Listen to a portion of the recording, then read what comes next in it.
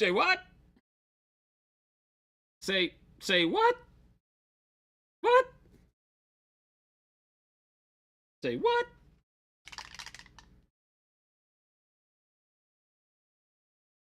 You talking about, Willis? Saturday? Of course, it's while your internet is out. Why is your internet out? That doesn't make any sense. How in the world could your internet be out on a day when I do a solo secret stream? Like, that's not even allowable. Ha ha! Hello. Sapo, what's going on? Ghost Hunter. I am right. What is happening? Well, the space-time continuum has been briefly interrupted by moi. Sorry. I found the technology. I decided to use it for the betterment of mankind. Hoosiers, what's going on? Oberian, what's going on? Vector. Ginkgo, what's happening? Ustrello. Scrap. Whoop, whoop. What's happening, everybody? Video game, what's going on? He says, let's go! You're bummed when you realize it was Saturday at 5. This made my day. Fantastic. Fantastic. This is not approved. I mean, I do what I want. I do what I want. I ask for forgiveness, not for permission. So please, I apologize profusely. Do me no harm. But I'm streaming. And the doors are locked. Well, King Hammer has a key. So he could technically come in and reprimand me. But he's got a long way to drive. So cheers. I'm doing it anyway. Since it's coming up soon, will you see any sneaky surprises for Gen Con? I don't think so. I don't think so. Why you let 70 models cure from priming? Ooh, that's a lot. It's a lock-in stream. I'm the only one here. I am the only one here. King Hammer says he's grocery shopping. Get me some Cheetos. Get me some Cheetos. Jade, I am nothing if not a rebel. Nothing if not a rebel. Jordan never gives us super secret streams. He doesn't have the keys. So he can't just, like, jump in here and cause mayhem. Right? Vector, you're glad you're not out drinking? Oh, gosh. I have to look at other things, don't I? I don't have the other part of the stream thing. I haven't run a stream on my own in a long time, so you got to bear with me here. I gotta pull up, like events and things, I think, right? The Twitch dashboard I got to pull up here. Hang on. Hold, please. Hold, please. Introducing stories on Twitch. Nobody cares, Twitch. All of your products are bad. Thanks for playing. Thanks for playing. All right, now I got it. Now I got it.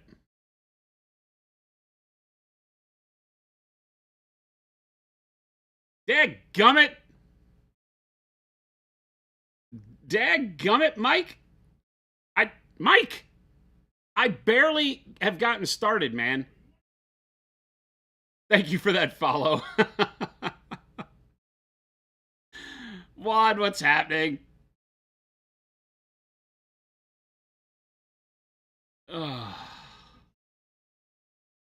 Mike, can I... Oh, you know what I can do? I can mute the damn thing from here, can't I? There you go. I can reduce that volume from where I stand. Mike, I swear to God, man, you need to step away from the bank account, my friend. Thank you so much. I got to read 50 names. I'm going to do this once. I'm going to do this once, Mike, and that's it. So my apologies to all the new family members past these 50, right? This is gonna wear me out here. Here we go. Mike with 50 gifted subs. This means he's done 750 gifted subs in the channel. I want to let you guys know. I need to know how crazy and psychotic this man is. Tragedy of Triumph. Beards and Battle Axes, great name. Pork Chomp, even better name. House Firehawk, G-Man, Taffy Official, Kime TV, Zendraw, Kinemer. I don't even think all these people are here. They're not. We don't even have 50 people watching us yet because we just got started. Right? So I don't even feel like I'm not even going to read these names. None of these people are even here. If you're here and you got one of those subs, of those 50 subs, please reach out and give some love to Mike. for that sub. That's incredible. Thank you, thank you, thank you. That was the one time. Thank you. I'm right. You're building Scaventide. It came out today, right? Yeah. I know that's where Jordan is. He bought Scaventide, so he's at Old. I don't know if he's at Old World, but he was going up to Old World to pick up his copy of Scaventide. So we were at Old World last night. I started painting this guy. I cheated, Chad. I took him off stream, and I put 2 other colors on him from where we were last night. I put some burnt red and some red gray on him. Oh no, I put 3 colors: some burnt red, some yellow green, and some red gray on Batboy here. His face is like Batboy from the Weekly World News, right? So I'm gonna call him Batboy now. We're painting Batboy today. You just baked somewhere around 24 pounds of pumpkin bread, Chuck? For what? For what? Oh, Mike, you wouldn't have done this if it wasn't Saturday. Well, shame on me then. Awkwardish, what's going on? Aren't we? But you know, I thought about it. I thought long and hard this morning. Well, I say long, maybe 20 minutes, about if there was a way that I could actually set up to stream in the warehouse so that I could pull out the table saw and start cutting wood for the shadow box. I really did think about it. There's just not a good way to do it. I don't have the way to do it. It would be really janky, right? Because I'd have to like maybe pull the iPad from in here and just stream direct from the iPad, which I've never done. So I don't know. I got to like 3 questions that I had, and I was like, I'm just streaming for normal. I got to test a bunch of paints, so we're just gonna test paints. Got to have goodies to hand out at Gen Con. Oh my God, 24 pounds of pumpkin bread is a hell of a lot of goodies, man. I'm down. Shadowbox or Death Laser? At both. I have to build both. I have a good armature understanding for the Death Laser now, for the lenticular lens. I've sized it up. I know I can build. I think I can get it from some standard like mic stand things, and then I just have to build a rotational jig on the top of it, so I can do that out of wood. No problem. No problem. Awkwardish decided to pop in and paint. I got to do some testing of paints. I've got to test the matte level on all of the new paste paints. Well, not all of them. 8 of the new colors. So I've got a total of, I don't know how many. 10 of the first 16 here. 9 of the first 16. I don't know. Something. Batboy is always escaping. He's hanging out with Bigfoot and Elvis always on the National Enquirer. So they've got like this triumvirate of doom. They wander around and rob banks, but nobody believes that, you know, who did it, because it was like, I swear to God, it was Bigfoot, Batboy, and Elvis. Lots of people go to mental institutions, but that's about all that happens. Mauricio, yeah, Bicephalo got him. Alan's got him now. You can see his extensive review. Nice. Yeah, we have really good support in Mexico from El Noveno Reno. You know, the crew down there, you guys are all great. Thank you. About to open 3 booster boxes of the new Star Wars Unlimited set. That's a lot of boosters. Good luck, I guess. I don't know. Is there any value to that game? I don't know. People are saying they're having fun with it. I don't buy cards for games anymore. We cheat. We like print out our own commander decks and play in-house. Because I'm not spending $4,000 on the deck I want.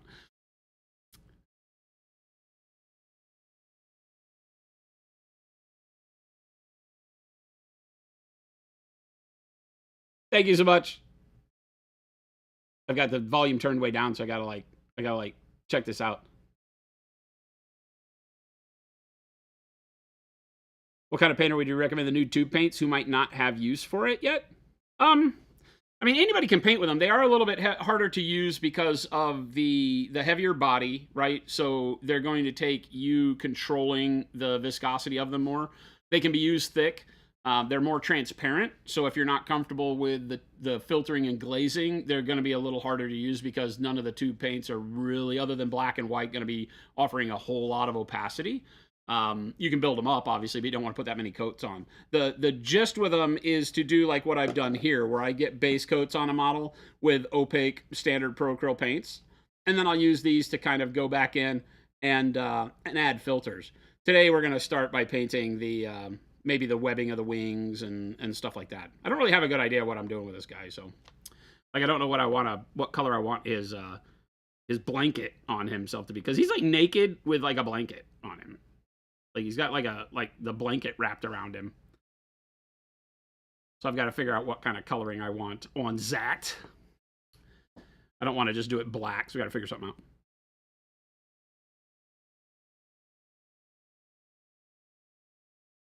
Oh yeah, no. We would never take our printed stuff to tournaments. Nope, nope, nope, nope, nope, nope, nope. Paste paint? We do eat paste. We don't eat paste. I mean, maybe. You won the pre-release? Awesome. But any painter can use them. You know, I spent a lot of time. Where is it? It's probably on my desk, unfortunately. The crone that I was painting, I used a lot of them on her. And just as I was testing flow and things like that. So, you know, they work supremely well. Initially, the people that will be most intrigued by them will be, I think, you know, like more, or what would you say, like traditionally trained artists might be the right way to say that. But there's a lot of people that, you know, that would like to have that amount of pigmentation in single pigment paint, mostly single pigment paints. There are some hues in there. Hue meaning that there are some, well, like primary yellow is a hue, right? It has 3 pigments in it. All of them are yellows, right? So you wind up with a little bit of white. But they're all on hue so that you can get mixed. So like primary magenta, primary cyan, primary yellow for your main mixers are not single pigments because they're too transparent if you use single pigments. So to be able to mix and get into more opaque colors out of those 3, we use multi-pigments for those. But the rest, like Payne, well, Payne's Gray is by its very nature a multi-pigment paint. But a lot of single pigments. The thing with Pro Acryl is that they're not that much different. And the reason being is that Pro Acryl is all made with the same attention to detail that high-end artist paints are made with. They are high-end artist paints that are just more liquid. And that's why they have different properties than people are used to when dealing with hobby paints, because generally, I would say 80 to 90% of all hobby paint manufacturers are made by coatings manufacturers, which are house paints. So they start with tint bases. They start with a totally different ideal of how to make paint. And so the paste acrylics, the heavy bodied acrylics, won't be that much different from normal Pro Acryl. There will be different colors in the range. There's a nickel azo, kind of a muddy yellow color, brownish yellow color that's in there. We may do the cadmiums. You know, it allows us some different pigmentations that you can't use in an aqueous suspension. So some pigments don't like to be in a water base like that, like our liquids. So it allows us the ability to make some paints we can't make as in the normal Pro Acryl line. So it's just an extension. It won't go too crazy. I'm planning on maybe 24, 32 max colors eventually. We're starting with 16. So hopefully we get those by Black Friday. I wish we had more coming for Gen Con. We just don't. We just don't. The only thing really big at Gen Con is the game release. So we will be doing the game there at the Dice Tower booth. Our game will be being played. So lots of cool stuff going on with Age of Angra. Hopefully by then we have some Age of Angra miniatures. Maybe they'll be for sale. Timelines are all skewed right now across the board for product release stuff, but most of it is geared towards Black Friday. Some really big news coming if we can get all the contract stuff wrapped up for some of the deals that we're working on for Black Friday, end of year, holiday shopping. Lots and lots of really cool stuff on deck for that. So the end of the year is going to be big. Unfortunately, it doesn't all revolve around Gen Con. There's a really cool release for Nova. Awkwardish, yeah, we'll be at Nova. Yeah. Me, Jordan, and Gabe will be at Nova. Possibly Christopher. Hooper Triplet, what's going on?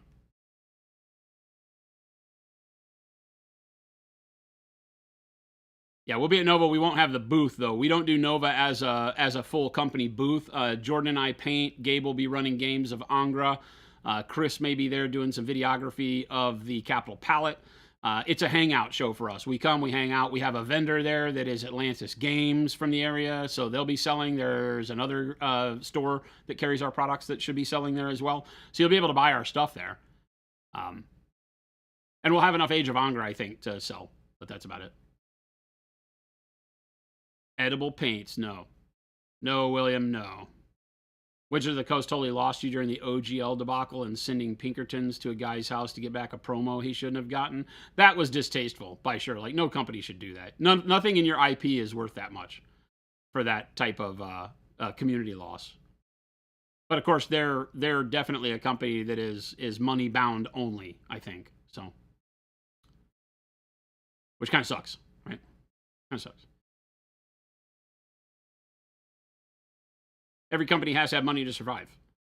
But when you forget your customers in the pursuit of money, you kind of axe your longevity, unless you make like the best toilet paper in the world. And even then, I think you're probably in trouble. Hooper, you just ordered our fancy brushes. Well, thank you. Enjoy them. We don't really have, we just have good brushes. They're not really that fancy. Panic Bomb, what's going on? Lots of capital palette entries, Awkwardish. Awesome. Excited to see what you come up with. All right. What color do we think we want? And don't say pink or plaid, I swear to God. What color do we think we want to do his blanket that he's wearing? Maybe like a deep blue? We could do purples, but we have a lot of purple in the skin, right? Because we use the purplish wizard's butt in the shadows of the skin, and I've got burnt red in the skin as well. Greens and red grays. We could do like I don't really want to do a green. We could. There's a lot of green in the skin too, but red jade could be really neat, right? Like some jades might be neat. Let's base it with Payne's Gray. We'll go from there. That'll give us a good starting point. Payne's Gray.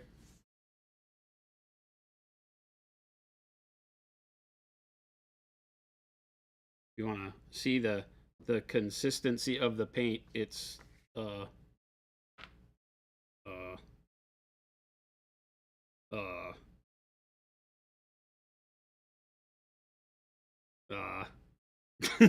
it's very thick. It's very, very thick. You can see. Very thick.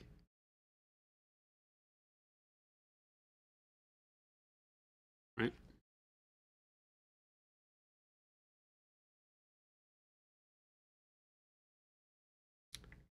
Payne's Gray, great shadow color. We're just going to start there and then we'll figure it out. We shall figure it out. I need my eyes. My glasses are all super dirty. Jen went to Target and I said, well, I'm going to go stream. She's like, what? Now, you heard me. I'm going to go stream. Daddy wants to stream.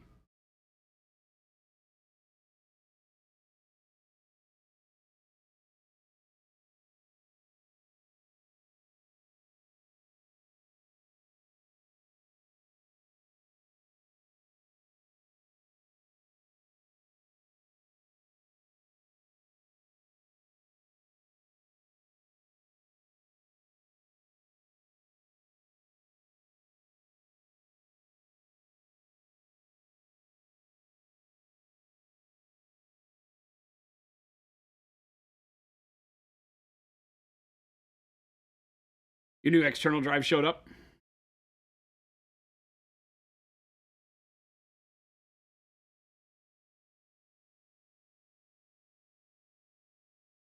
Nova is going to be a lot of fun this year. Like I said, we have a special product that we're working on with the Nova team that's going to be a lot of fun. I just showed them the final samples of that. It's a, I'll just tell you, it's a custom texture trainer that we're doing for Nova this year. So one of our texture trainers will be, we're hoping to, on an annual basis, do a commemorative texture trainer for each year of the show. So 2024 is really cool.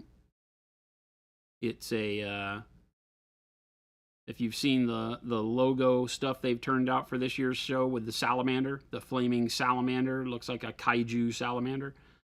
It's a texture trainer of the Kaiju Salamander, which is going to be really bitchin'. The sculpt turned out fantastic. We just got the final sculpt yesterday. So we've got to now start doing the supports and the prep for printing. Get all that rolling out. That will be a show release. You'll be able to pick up the texture trainer there. It's going to be really fun. Lizard skin, salamander, and flames. Horns and teeth and all that good stuff. Lives up to its name. All lizard skin. I was really excited when I got the sculpt yesterday. I got it late, right after stream yesterday, and was super stoked. It was a good start to my weekend to have that to go over. It all turned out great. We have a good sculptor. He nails everything every time. I'm putting a lot of pressure on him, but he does nail it every time. And he loves doing like monsters. He's a big Godzilla fan, so when I showed him the salamander the first time, he was like, "Ooh, this I like." It had enough of a cool Godzilla-ish vibe to get him going. Got a little blue on the calf muscle. I guess that's a calf muscle. I don't know what this is.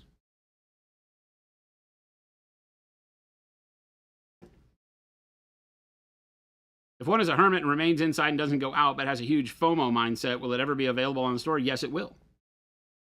Yes, it will. Yeah, we will be selling them. The idea is that it will sell up until some point where the next year's design comes out. So they'll be available for a 12-month period or an 11-month period or something like that. We haven't worked through all of that with Nova, but they will have 400 or 500 copies at the show. And then the idea being that from 2025 on, there will be a category in the Capital Palette for the texture trainers. And you'll be able to enter in that style of model in the Capital Palette. So that'll be fun.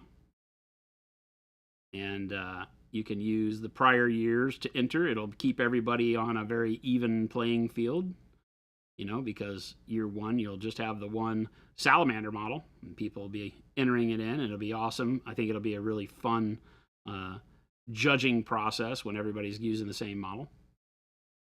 And then we may do that every year, that every year is the previous year's model in a category of its own, with its own big prizes.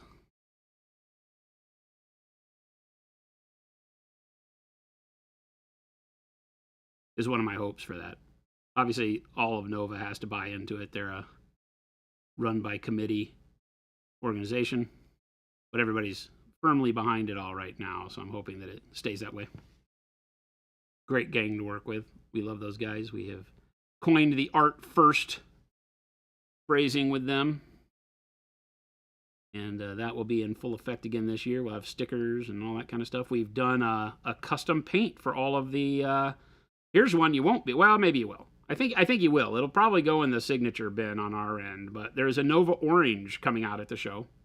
I think we've talked about that on the stream before, but if we haven't, there you go. Another little tidbit of fun information on a Saturday when Jen's not here to keep me from talking. We are doing a custom Nova Orange color. Boy, that Payne's gray is nice. That is nice.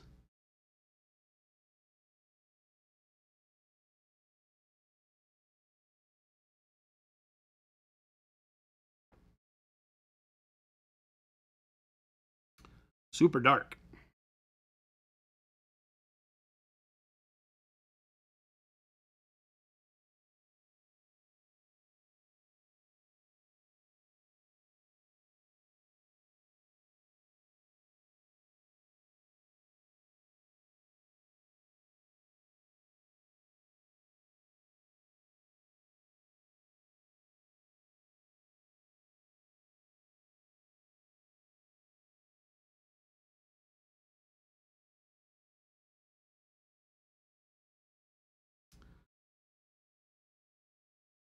No, Mike.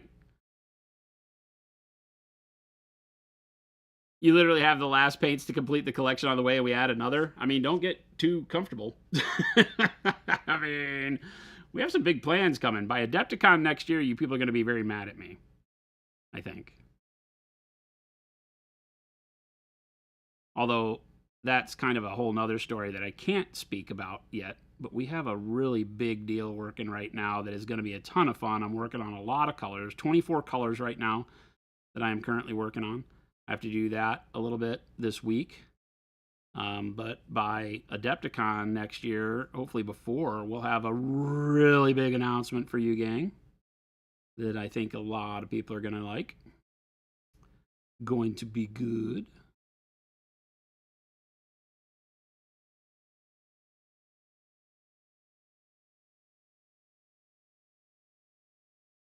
You can see how much more matte we've been able to make the tube acrylics. Most tube acrylics are much more satin than that. So we've got a very, very nice finish. It's not quite as matte as the bottle paints, but still very, very good.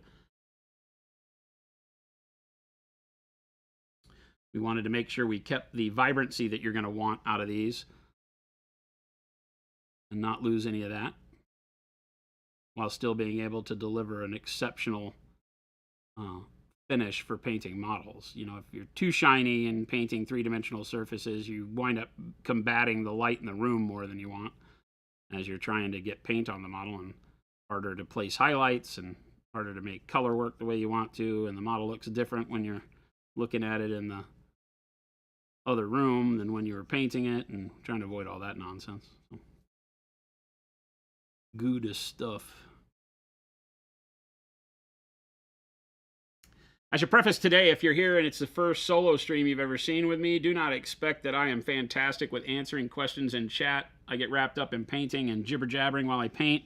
If I miss a question you've asked, please ask it again. And try not to feel offended. I'm not ignoring you guys.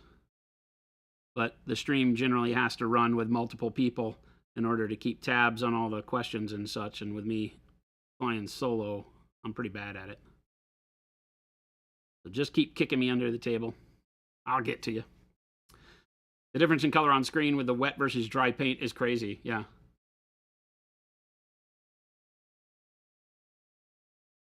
It's still got that amazing deep blue hue, nearly black, right?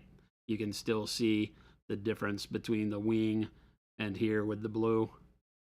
That bluish tone that comes through in the light. It's almost like an iridescent black, you know, with just a hair of blue in it. It's fantastic for shadows. These will be more on lock with what if you had, you know, painted with oils or something like that. The colors in this will be more on lock with what you expect in that realm of artist paints when I talk about Payne's Gray or whatever. Because we're not having to add and dilute for liquidity. You just get pigment, matting agent, acrylic resin.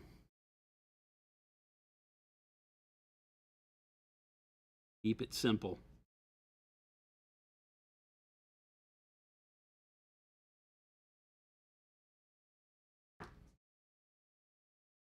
You hope you get more signature series paints. Right now, we're not doing any more. We're not vying for any more artists right now. We do have some who have contacted us that are on tap that are fantastic artists that we'd love to work with.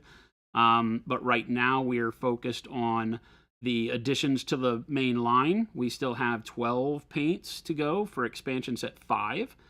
So that's in the works. I don't have a timeline on when expansion set 5 might hit the streets. It'll be next year. Probably, you know, at like second or quarter or something of next year after Adepticon, because of the big Adepticon release that we're planning. And then we have the spray primers that we've talked to you about. So our spray primers should hit sometime this year, September-ish is our goal. That is the hope.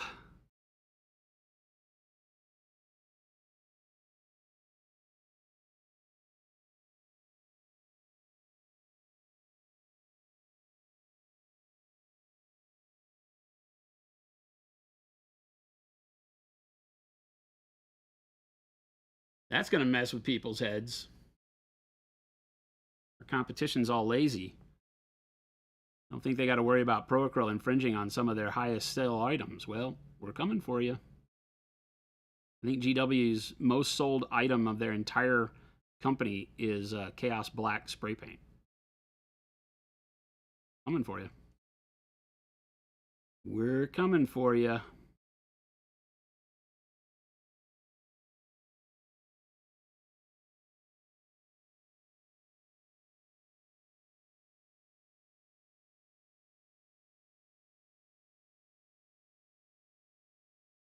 Bigger cans, better quality paint, cheaper price. Sounds like Pro-Acryl. Watch out, world. Coming at you.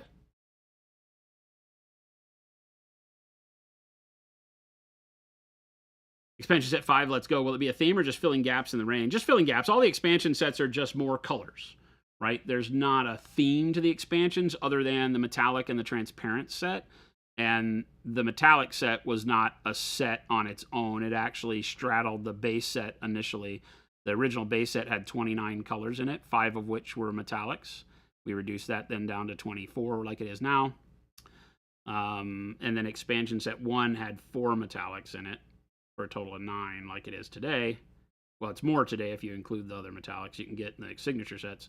But we then combined those into the metallic set. We had a lot of people that were like, hey, I don't paint with metallics early on, so I'd really like to buy your base set, but I kind of don't want those paints. And so we just redid it. So those are why the metallic set exists as kind of a theme, if you will. But we don't release sets on a theme, except for the signature sets kind of have a theme. Like Louise's is very well themed to be very good starting primary style colors. But the other ones are really just, you know, Mashik's is very well themed to be a good metallic gold, non-metallic gold set, but is awesome for everything else too. But yeah, that's not really our thinking. Although we are planning to re-look at how we do sets in 2025. So we may be collating colors in a different way to give you like a flesh set that has all of the flesh colors, you know, a non-metallic silver set that has a bunch of colors in it. So you may see new packaged sets, but it will be only once we have the entire range colors out. We'll let the expansion sets run for the full range like we have been, and then eventually you'll see those move into more themed sets out of all the colors we already have. We don't know how we're going to do that right now, so there's no promises on that. Because we don't want people that own the full range of Pro-Acryl to come in and think, oh, great, new colors. And it's not new colors. It's just a new way of combining them together into sets. So we want to make sure that everybody's educated and we have a good story to tell and way to market that so it doesn't catch people off guard. We definitely don't want people going, man, I bought that new set. I didn't realize all colors I already had. That's what feels bad. So we got to do some internal workings on figuring that out. But that's going to happen at some point. Kyle's been leading the charge on that, which is great. Got some new packaging coming out. Fun stuff.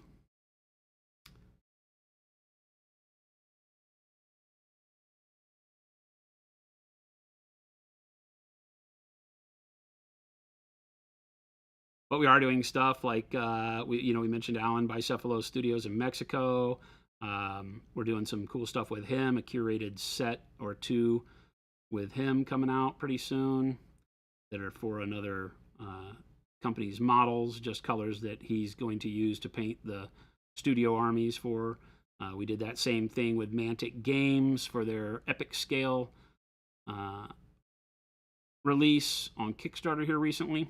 So you could buy our colors in pre-curated sets that were done by the Mantic Studios for the various armies that they have in their Warpath game. I think it's called Warpath, right?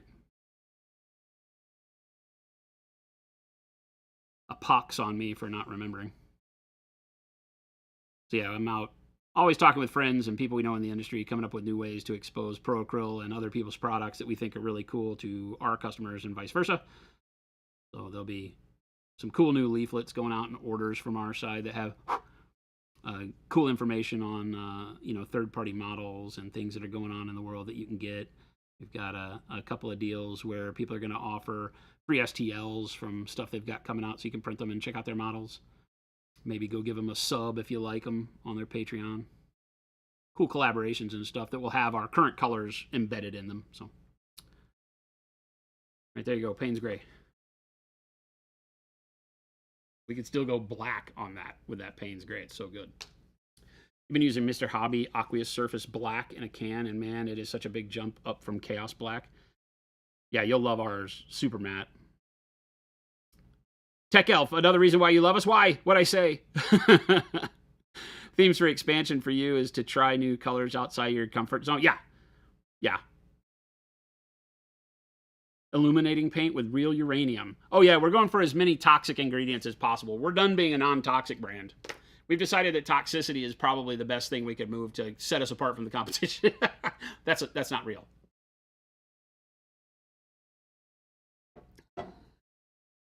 Wad's like, I love big cans. I love big cans, and I cannot lie.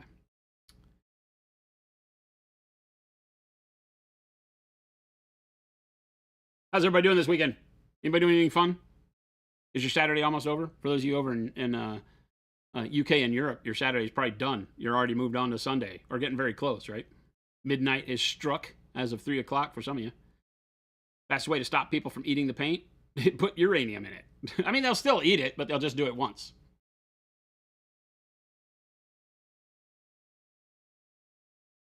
Black Bladder, what's going on? Just everything you're doing and support the hobby and your customers. Thank you. Thank you. Yeah. We're just artists. You know, people ask, like, you know, it's funny because we'll get some critiques that people are like, oh, you're just pandering. I'm like, man, we're just artists. It's not pandering if you just want to continue having people love the same thing you do, right? It's like, I want people to enjoy the things I enjoy. And I want to find out what you enjoy so I can enjoy it too. This hobby is so great for that. It's such a good, what do you call it? Swinging door, right? The only colors you miss from us is African Shadow and Violets, except dark purple, which for you is a dark violet. Are you talking about more bluish purples? Is that what you're wanting? Rather than the reddish ones?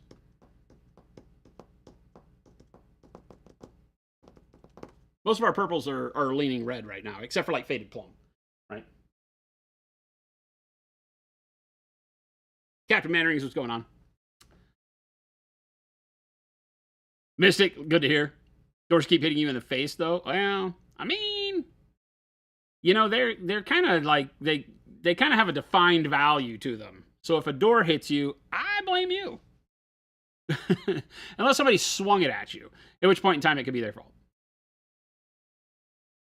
Black Bladder says, I still haven't got a proper answer. What paint tastes the best? All of ours are flavored with the exact same donkey butt flavoring. It's very high quality donkey butt flavoring, but it's exact same flavoring. So there really isn't a good, better, best. It's consistent across the range. Don't eat the paint! Your back issues flared up yesterday, Awkwardish. No. So it's a lot of folding laundry in bed and getting to hang out here. Oh, hang out in bed. That sucks. Back issues are horrible. My back seized up not too long ago. It was just a disaster.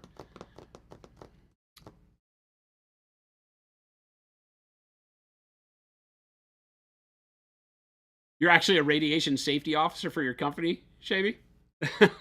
We need one of those around here. None of our products are radioactive. Video game archaeologists, have a good one. Enjoy whatever you're eating. And yeah, Awkwardish, I hope you get better. Do you go to a chiropractor, or do you just kind of tough it out? Is it all musculature? Division Ring been having so much fun painting some board game minis the last couple of weeks. I almost kind of sort of really don't want to go back to painting war game minis. I mean, they're very similar, right? I assume that a lot of us talk about war game minis, meaning like Warhammer and such like that, but board game minis can be kind of cool. Especially stuff like the Marvel Unlimited, and like they just came out with the DC Unlimited on a Kickstarter. That's going to be fun to like paint the chibi Supermans and stuff like that. I have a blast with that kind of stuff. None of our products are radioactive. That we tell you. Why does Vallejo put something in their paint to make it smell good? I don't think they do. I think that would be a problem. I think that's a you thing. You have to tough it out. It's a chronic issue from an injury when you were 16. Jen's the same way, but you never have to tough it out. There's always some sort of solution, right? That hopefully doesn't involve just painkillers. That's never a great choice. Petty Bomb, you're experimenting on a model. Green, yellow, green skin with purple shadows and a flesh wash over it. Sounds cool. Sounds cool. Keep the flesh wash, if it's, is it our flesh wash? Keep, maybe dilute it enough to where it doesn't become too red over the top of greens. But yeah, it can be really good. Does anybody have a favorite Gen Con vendor for super cool models? Not a lot there, unfortunately. Not a lot there at Gen Con. I don't know, back you said about your buddy's issue went away when he started yoga. Yeah, Jen, Jen became a yoga instructor to try to get her back pain down. She hadn't yoga as much as she probably should, but I know it helps her when she does a lot. Even bananas are, everything's radioactive, right? Everything has a background radiation, I think.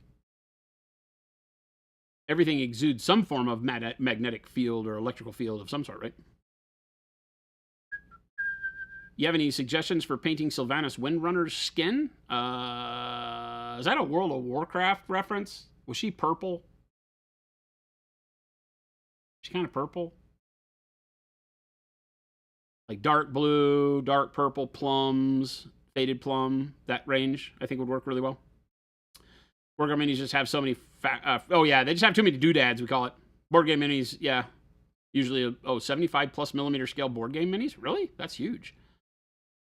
But they don't have the same amount of detailing. They may have good detailing, but they don't have as many gribbly bits, like different little things that have to be a new color, right? It's like if you have a lot of detail in the fabric, like this guy doesn't have a lot of gribbly bits, man. He's just a vampire. He's got some wrap stuff on his arms. He's wearing a blanket, and he has wings. And then there's like stones that he's standing on. There's not a lot here, So I like this because there's a lot of detail in what there is that allows you to paint for texture and lighting and all the things that as a painter really, bring the interest to the model. A lot of wargaming companies will just throw more crap on a model thinking that's how you get more interest. And that's not the case. And digital sculpting has made that a real severe problem. A lot of companies, just because now it's an asset you can pull from a folder, skull one from the folder and put it on the model, boop, and you don't have to do anything. It's that quick. Well, if it only takes that much time, then in 5 minutes you can overload a model. And a lot of sculptors don't have a concept of painting and physical reality of the model. A lot of them either come from the video game world or are just cool creatives making cool stuff, and they don't get it. You have to have an art director and a sculpting lead that understand the physical manifestation and the enjoyment of painting and composition on the model in order to really get a good model. Space Marines used to be a lot better before they got all the crap on them. There was an in-between we needed from the old Space Marine that had the bolter on his chest and nothing to the guys nowadays that just have too much crap. And Games Workshop isn't even one of the worst. There are lots worse than that, but too many doodads and trim, yeah. I guess Games Workshop's horrible when they get to your chaos guys. Full scale hobby, moving date confirmed. You gotta hobby your house. War Machine does have too many doodads. Yes, in the past, it's been one of the big frustrations with painting all the War Machine models is that they just got too much crap.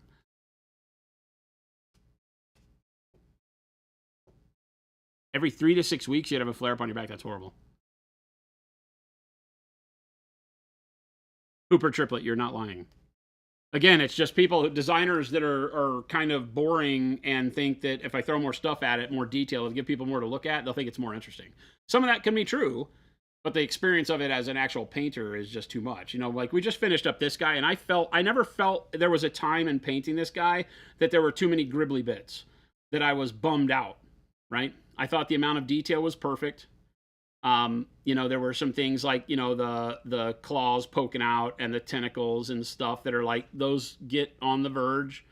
Too many necklaces and do-danglies and stuff can be much, but sometimes it can tell a good story and put the person in a, kind of a time period or culture or position that makes sense on the model.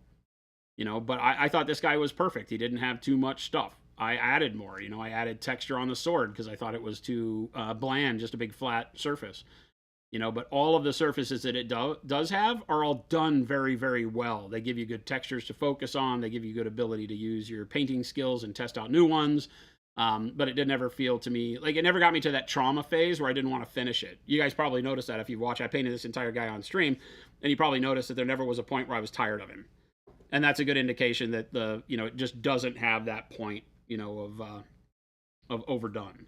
Whereas, like the lion I'm just over it. Like it's too much crap. Too many crappy little gribbly bits and stuffs and things, and it just gets tiresome at a point to paint. And he's not even one of the worst.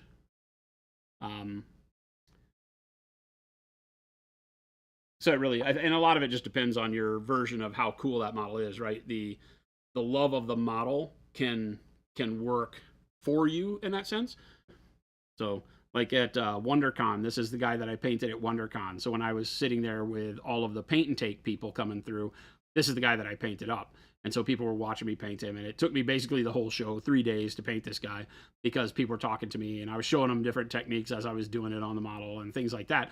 And even he's got a lot going on with like all the chains, but it's a neat composition, right? I mean, the model's fun. It's not a bad model by any means. So I had fun painting it, but there were times where I was like, oh my God, like doing all the little boobos on his skin and stuff. I'm like, yeah, I'm kind of over this. And so I started speeding up. But this is just I don't remember what this is. Maybe, I don't know what this is from. Zombicide, something or other, maybe? Yeah, there's a lot of them in the game. I think it's Zombicide, right? Forever After? Or After Ever? Any advice on painting chibi-style minis in a more cel-shaded or anime style? I mean,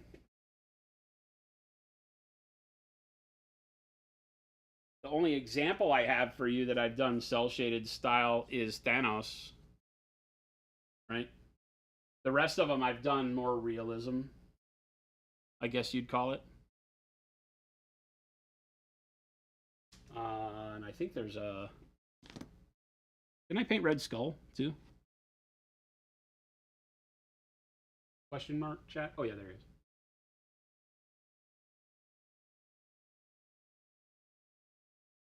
he is. Right. So, like, Red Skull and Cap, I did very similar. Just, really quick, standard type shading that we would do. And, those models work really great for that, because the sculpt can carry you away from the realism of the paint.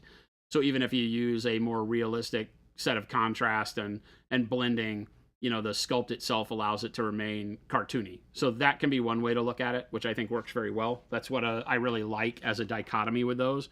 But the cel-shaded stuff is always going to be the same, regardless of the model type, right? It's the fact that as you paint, here, let's do a super zoom on this guy. As you paint, you're really just looking to keep all of your colors laid on the model in geometric shapes, right? So you're just painting areas of color and never any blends. There's 0 blends on this model. I may have mixed color on the palette, but there's no blending anywhere on this model. Everything is just, you can see it goes from a dark color of jade to a mid-tone jade to a brighter jade, and then finally a brighter coloring. And each of those is just a little shape nested inside of another one. You can see it best here on the non-metallic gold, right? These are all just geometric shapes with colors laid inside of them to get the patterning right, to show your light where it needs to be, right? Even on the complicated shapes like the layering on the glove, same thing. It's always just small geometric shapes placed inside of darker versions of that same shape.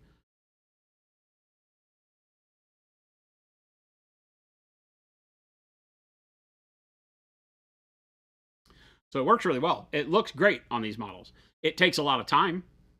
I think it takes more time than just simple blending, because a lot of times you get these, I might have like 6 colors that I've had to paint on here to do it this way that I would have gotten with 3 colors had I just been blending, because as you blend, you get those mid-tone colors from the blend, right? Here you have to mix them on your palette and then paint them on the model specifically. So yeah, you really are just positioning the colors close enough to one another to give yourself the idea of a blend, but when you zoom in, you lose the blend. You see the banding of coloring. And it's up to you as to how that resolution is. You can spend a lot of time and do like 14 colors across the jade here, and it will look super blended, but when you zoom in, you see the banding of color. Or you can do like I did and just use 4. I'm generally like 3 to 4 colors max when I do this, right? Otherwise, it just takes too much time. And 3 to 4 colors looks good. That's what I've done here, right? And it looks good. You can't really complain about that. It works perfectly. It's not my preferred way to paint. I like more texture and more free-form slap and paint on the model a lot of times. I just think it, for my style, it brings more interest to the model at the end. But when I spend time doing it, I love it. And I think on those Marvel United, those kind of chibi models is the perfect place for it because the surfaces work well for it. And the models look spectacular when you're done. So yeah, you can do it. You can do it. I think 3 would be the minimum, Mike. Like I said, 3 to 4 is the safe zone. That's what that one was done with. Was like 4.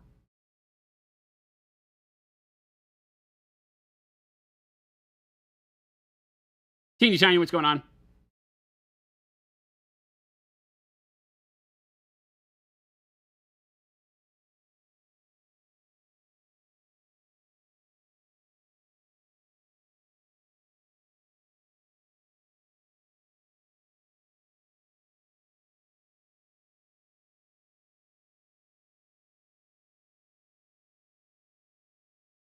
The effect of the shading on Cap is amazing. It looks like he's 7 years old in a costume and his cheeks are poking out between the helmet. Yeah. Again, like I said, the sculpt carries it for me on these. You know, one of the fun things that we've done in the past, and there's some in my display case, either in the office or in one of these boxes around here, is we did one of the chibi tanks from Rivet Wars a long time ago. And their people, like the tank commanders, are like not even like Legos. They're like you had those people that they're like dowels and they fit into circles and holes in a car or something like that. They're like that. They're really, really characterful, but they don't even have like separated arms and legs. They're literally just a cylinder with a big chibi head. And painting them, and I gave him like 5 o'clock shadow and stubble and stippling on him and made it really realistic on the tank with rust and all of that stuff. And that was a lot of fun because, those are really neat, fun, cartoony models that when you take the time to do them with hyper realism, like I painted it like I would do a scale model tank with chipping, and we even use the tank as a way to show you chipping solution and rust effects and filters and all that stuff on it. So mud in the tracks and all that, but it's a cartoon, so you can almost get that weird uncanny valley thing going because you're looking at a cartoon and yet you've got like, battle damage on it and things like that. So, you can take it any direction you want to. I like this for my painting style better, the way that I'm doing the rest of these guys, just because of that reason. The models themselves are cute. They carry that story very well. And then I can come in and be like, I'm going to paint them with a more realistic shading and still get good contrast on a small model like we have with Skull's, overcoat. But the model itself keeps it rooted in the fun part of it. As opposed to taking a fun model and painting it in bright, cheery colors and fun. That can be cool too, obviously, but that dichotomy is really neat.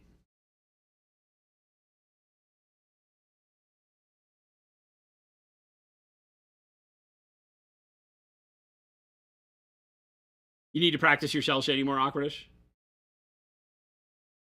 Sugar Rush, you like them, you wish there were more games that had them. Like the whole Super Dungeon Explorer and Cool Mini or Not has one that I can't remember what it was called, or I don't think Cool Mini is Super Dungeon. That was like Ninja Division, right? That was a big debacle. All of those models were some of like Jen's first. There's a company out there called Impact Miniatures that makes a ton of chibi miniatures for all sorts of stuff. They had a line of Chibi Sisters of Battle. I don't remember what they called them, but they were literally like Sisters of Battle, little chibi miniatures. So they have a lot of that stuff. Etsy's got sculpts that you can buy of chibi Space Marines. You just need to go look in the world. There's literally everything you can imagine. Jen painted up the whole Princess Bride cast in chibi form. Impact did those. I don't know if they still do. But Impact Miniatures, go check them out. They've got resin 3D printed versions of chibi stuff that are just stupendous. Great sculpts. Lots of fun. I painted a bunch of them. Jen's painted a bunch of them. She really fell in love with those, so she painted a ton. I don't have a whole lot on display. The most of the stuff that I have is like that Marvel United stuff, which is similar, but the other ones are like much bigger heads, tiny body type stuff. They're tons of fun. Titan Forge has a chibi game. Arcadia Quest, that's the Cool Mini or Not one, right? Yeah. Arcadia Quest, I didn't like the miniatures as much. They had like the sculptor that did them, I don't think was really rooted in the cartoon nature of them. Whereas Super Dungeon Explorer is. It's very chibi, and the Arcadia Quest, a little bit weird. A little too much realism in a chibi. It has some uncanny valley to the sculpt that's like, that's odd. So they kind of threw me. I didn't have as much fun. Is there going to be a paint pot with no label filled with a chunky white paint that never smooths or covers as the inaugural melting target? No, we would never do that.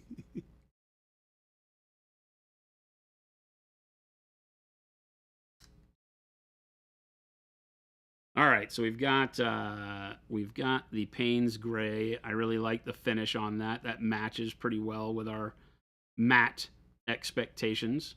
Has a little bit of a shine, but not near like what we would find from a normal artist paint. Kills a lot of the gloss, which is nice. Now I think I want to mix in with that.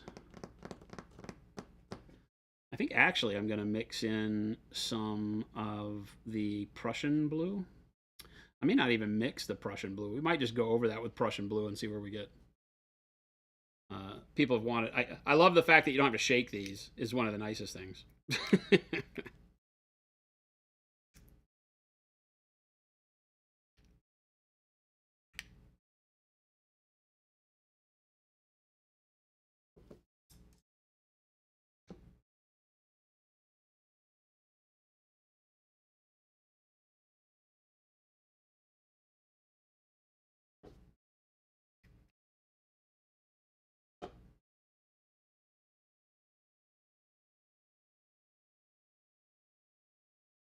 Grimdark Cuteness. Maybe that's what I'm thinking of, right?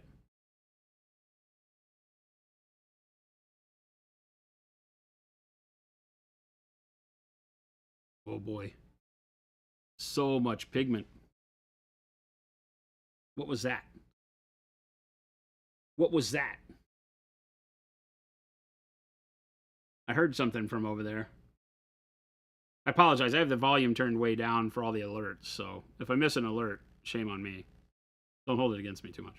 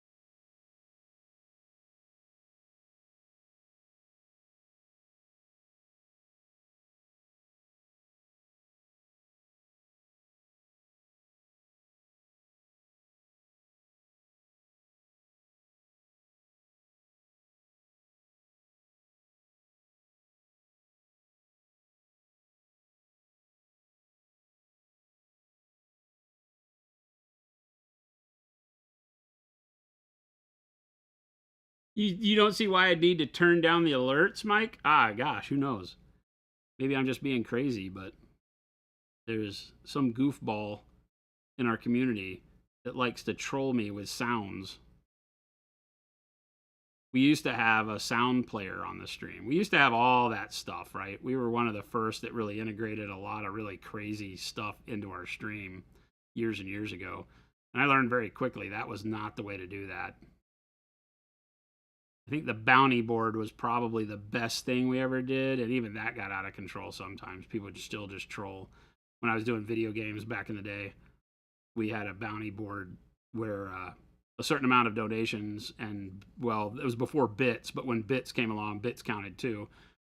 Donations or bits would trigger a bounty, and that was all done automatically.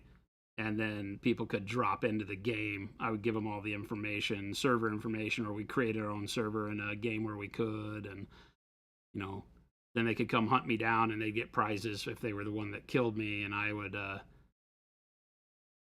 add to the prize total and roll it over if I survived, that kind of stuff. It was a lot of fun. But people would even troll there. But like the music, like pick your favorite songs and stuff, that was always a disaster. People would use it to troll other people in chat. People get all pissed off. Can't be trusted, chat. You've proven it over the years. Teeny tiny, this is Prussian Blue. This is from our upcoming heavy-bodied line. Hopefully available somewhere around Black Friday is our goal. I'm testing today the next 8 colors in the line. We've got to a point where we feel like the matte nature of them is pretty good. So this is Prussian Blue over Payne's Gray. These are very, very high quality art pigments, just like Pro-Acryl, but without the dilution of being in a liquid suspension. So they're not in a aqueous suspension. They are just base pigment, acrylic resin, matting agent, as pure as you're going to find out of anybody's art paints. I would put them up against the best from Winsor Newton, or you name it, anybody, Golden. We'll put them to shame with these. So really, really been having fun with them. Painted the Crone model with them on stream. Just great.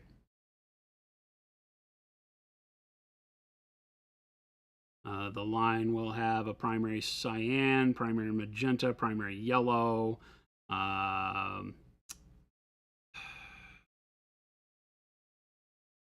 pyro red, pyro orange, naphthol red,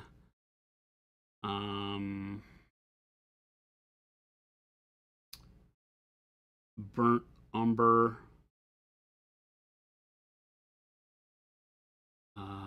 what else is there? I'm losing it right now. Carbon black, titanium white, obviously. A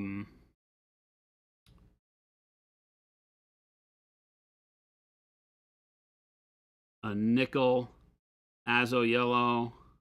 It does have actual nickel in it, so it's a classified as toxic in California. Who knew? Yellow ochre. Just a really, really good, solid line of paints that, I mean, if you were a canvas painter, you'd be in love with this line. It's got pretty much all the basics that you would want to start from, and then I'll expand the line depending on, the reception of it, how people like it. We'll grow it, and I've got a mind to grow it to 32 colors. So we'll see how that goes.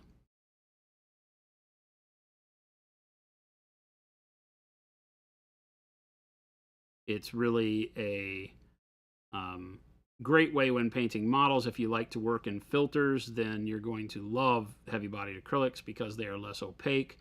So as you can see right now, it's not just, I'm painting with Prussian blue, but I'm not just turning the cloak Prussian blue. I'm getting a mixture of Prussian blue and the Payne's Gray, right? Nothing here is going to this full color of Prussian blue that you see immediately. It's inheriting the underneath layer. So if you like to work your colors up very, very nicely, but you don't like the way that desaturates when using most paints, then these are going to really be something you fall in love with. Because again, the main way that I teach people to use paints like this is to do your opaque base coats and then start layering up your midtones and highlights with the paste to heavy-bodied acrylics. Because you get very nice subtle blending from the filters, but you get very intense coloration. You don't lose it like you do with other brands' liquid colors that tend to dull out when you glaze them layer after layer after layer. You never wind up with the vibrancy you had hoped for. Here you'll get all that vibrancy eventually, because all you really have is pigment. It's not diluted.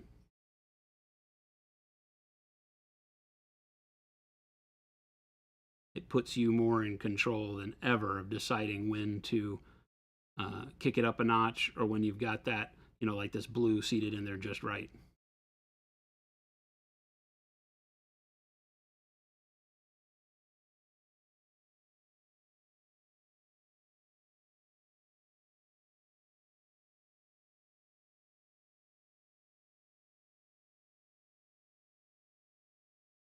Yeah, it's still giving it that almost iridescence as we build that blue on top.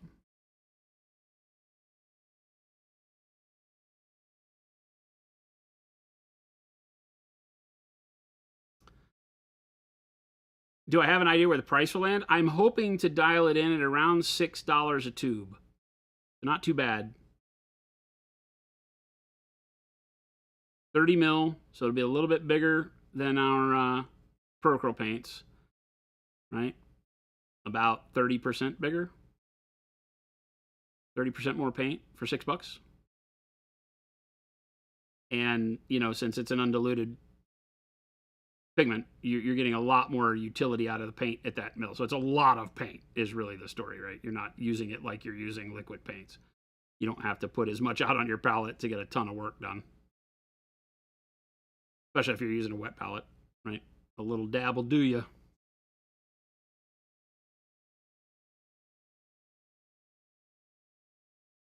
Yeah, the first one I have is dioxazine, right? Oh, that's Prussian blue, sorry. Dioxazine, right? Single pigment, dioxazine violet. So nice, really deep, bluish purple. Will be the only purple to start with. Again, these are artists like intending you to really have a good understanding of color theory and mixing. So that, along with a titanium white, will work you through a big range of tints.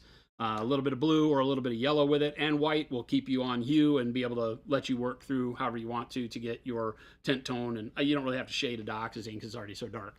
But yeah. Gonna buy the new paints at Hobby Lobby or Michael's, or do you need to preach outside of those places to go to the website Ghost Hunter? We don't have any contracts with big box stores as of yet. This may allow us to start talking to them in a different way. We have not thought of that yet. We right now are still just focused on the hobby world. But yeah, there's always an opportunity for that. Remind me the number of tubes. Tangent, the initial launch is 16 colors. Quickly elevating to 24 and then to 32 if the line seats in well. I have 32 colors I'd like to do. We'll see how sales go, how people adopt it. 24 is also a very, very good solid number. There's not a lot beyond the 24 that I feel like are necessary. There's just about there's 8 more colors to get us 32 that I also like, that I just personally would like to have. You'll make a sign and preach outside the big box stores? Do it. Do it. You just put our number and our email address on a sign. Call these guys. They have better paint. Anakin, yeah, and that's the thing, is that these are really intended to get people who have a more traditional art, embedded in their brain, whether trained or you've just trained yourself, to say, ooh, now I know where I can break my process. You're still going to prime the model the same way. You're probably still going to put your base coats on the same way because these paints are not opaque. You know, I did not use them as the base layers of flesh. It would take forever to build these colors up because these paints, as not having opacifiers in them, are meant to go over a gessoed canvas, right? So they'll still build up a lot of color, but they're not like, kids' finger paints. They're not meant to be like, ooh, yellow instantaneously. They're meant to blend and mix and work up in filters, and they work great like that. Now, when you put them on thick, like on a canvas, you get opacity just by virtue of the amount of paint you put on. So canvas painting lets these paints be a lot more vibrant instantaneously. When you're working on models, you want to thin them down, and so they become very, very good layering paints. They become your mid-level stuff. And then you go back to opaque paints in the normal Procro line for your highlights, right? So there won't be a whole lot of bright highlight colors in the tube acrylics. Can you make those? Yes, you add titanium white, and all of a sudden you have an opaque, because titanium white is an opacifier. So you can put titanium white from the tube paints into any of those colors and get a very bright highlight color that's very opaque. So you can build your opacity up by mixing tints and such through the line. So if you just wanted to use them, fine. You've got primary cyan, magenta, yellow, white, and black. So you can go to town, right? Easy peasy. I'm just dipping straight into the blob on the palette. I can bring up my palette. I'm just, right now, I've got the 2 lumps that I'm building from. Well, here was the Payne's Gray, and I used it all. And then here's the Prussian Blue that I'm using. So I'm literally just taking my brush, right? Getting a little bit of moisture, wiping it a few times on my paper towel so it's not even really wet. And then I'm just coming over here and dragging out a tail of it, right? The dampness on the brush is what's thinning the paint. And it works perfect. You don't have to do a whole lot. I think I want this to be kind of woolen, so I'm going to start stippling more of my color on it in these open areas.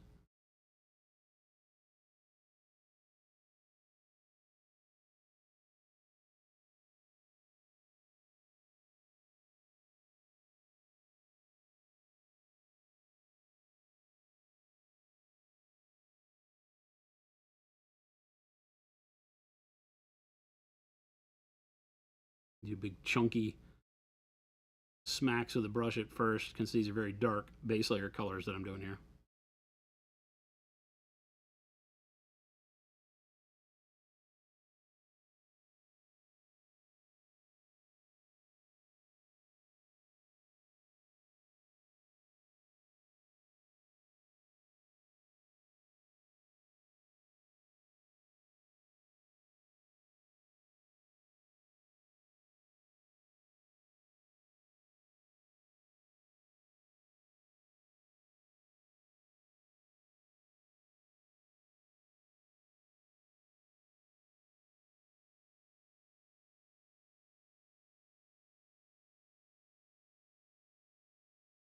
And like with any other paint, you see me taking it off on my thumb palette just to reduce the amount of material I have on my brush. So I'm not putting big globs of paint. This paint is thicker to begin with, so if I touch the model with a big glob of paint, it's going to be even harder to move it around on the model than with liquid. But it doesn't cover up any of my detail. Still very fluid, moves very nicely around the model once I have a little bit of water on my brush.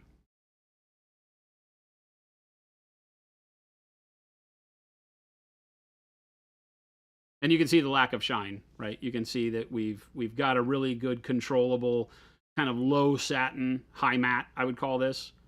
Not quite as matte as our standard Pro Acryl, but still not super shiny.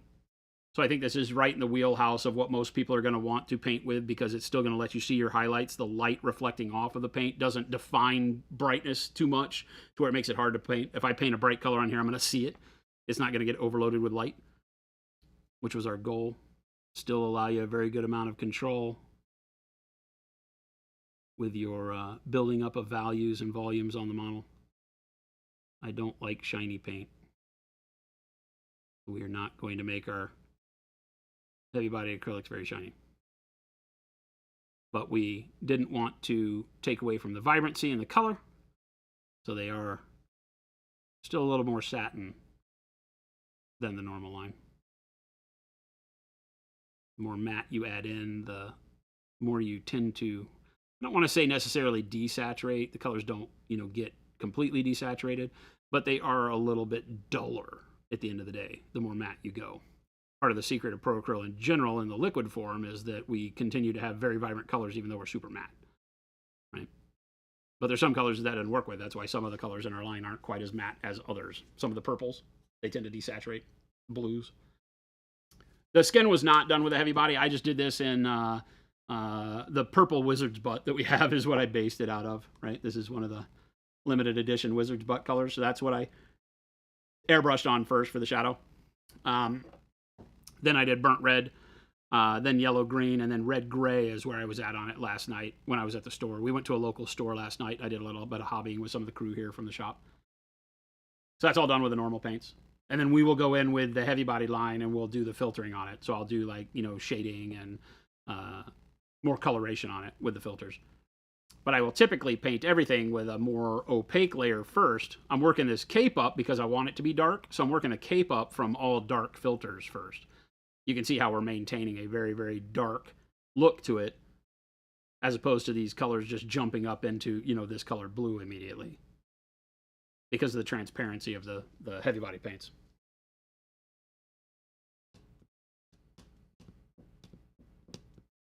Will you be staying away from heavy metal pigments? Not necessarily. I have a CAD yellow and a CAD red that I'm looking at doing, like a CAD red medium.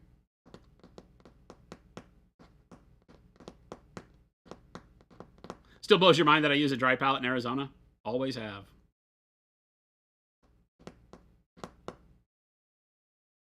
Mike, $400 of STLs are in your cart at 150% your fault. Yes, yes. We are not your friends. We are not the friends of your wallet. Let's get that right. We are your friends for sure.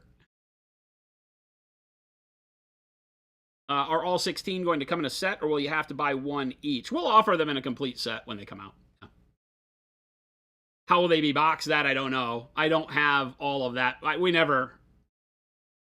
So, to the chagrin of many of my coworkers, I don't think in those terms a lot of times. Sometimes I do. Like packaging, I think in terms of like how I want the packaging to look so we can put a cool label on it. The tubes are going to be a cool black tube with a clear lid so you can see the color of paint through the clear lid.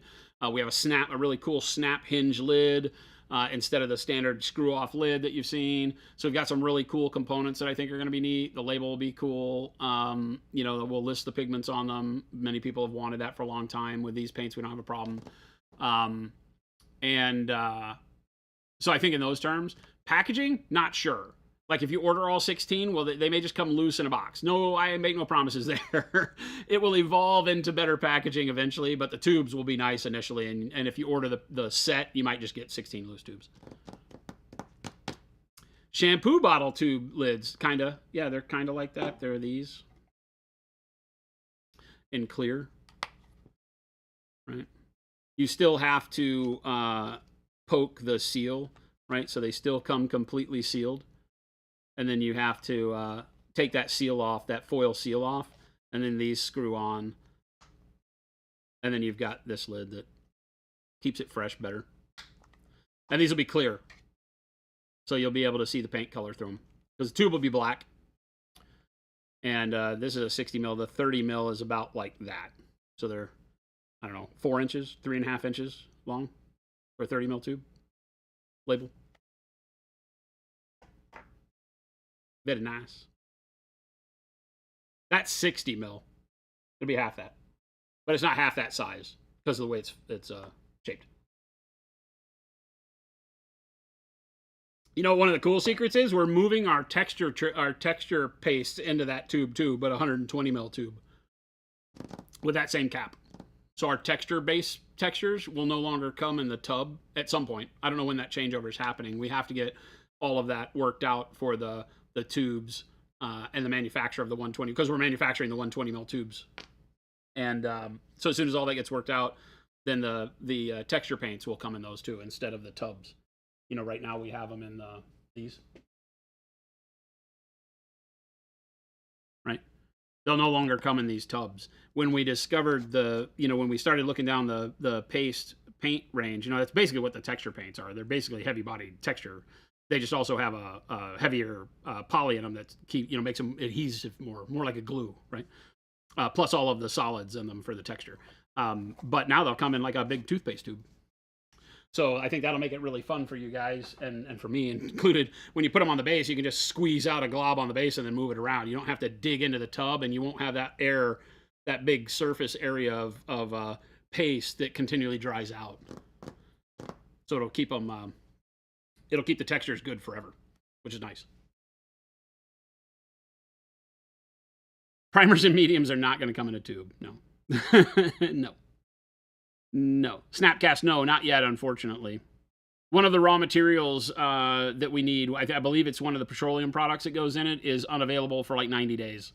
So the vendor does not have the vendor makes it to suit, and they were not expecting our order to be so big. And so they can't make enough. It takes a long time, unfortunately. So that caught us unawares. It was supposed to be out by now, but it'll be, I think it's like 90 to 100 days from now. So, unfortunate. Maybe it'll be here for Christmas. Well, before that, we'll have our spray matte varnish. Our aerosol matte varnish will be here before that. We expect that to be here in September. They'll be easier to store. The tubes? Maybe. I mean, yeah, you can throw them in a drawer, but I don't know. You put a Dove shower scrub sticker on the side of the texture paints. It has pumice. It's an exfoliator. No, the primers and the mediums will continue to be in the 120 ml bottles because they're liquid. Right? We're not going to put liquid in a tube. I feel like that would be a customer service disaster. Next year in the UK, our spray primers will not be available in the UK.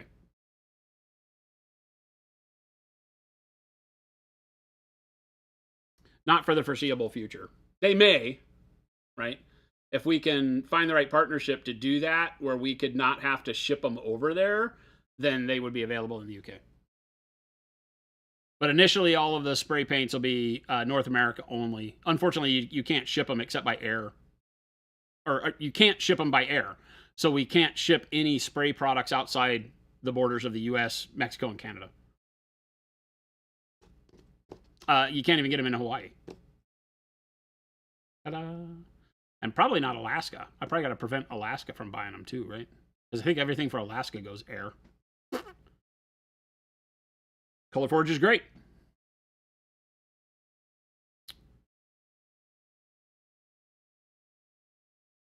Yeah, pretty much worldwide, you can't ship them by air. They were always worried about pressurized cans exploding. That goes back from the days of like shipping propane and having it blow up in airplanes. I don't think that the spray cans are really at risk of that anymore, but it's not my job to tell people. All right, so I'm going to take some primary blue.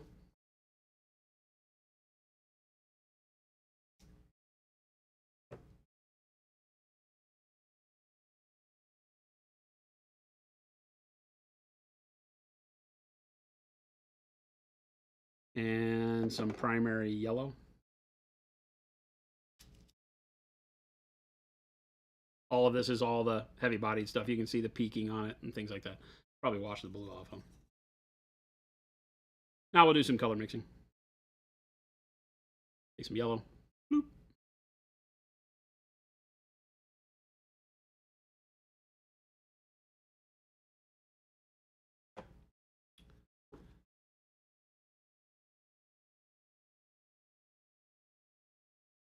I'll take a little bit of the primary blue, a little bit of the primary yellow. We'll get a good green going over here, but I want it to be more of a bluish green because people were saying they wanted to see some jade in all of this. So there's a jade. Get a little bit of that Prussian blue over here. I think will help a lot. Yep, there we go. Get us a nice dark jade color working up in there.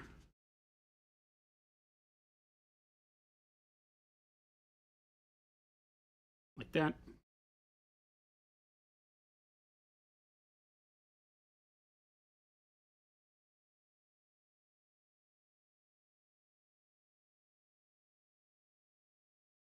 Ooh, that's nice.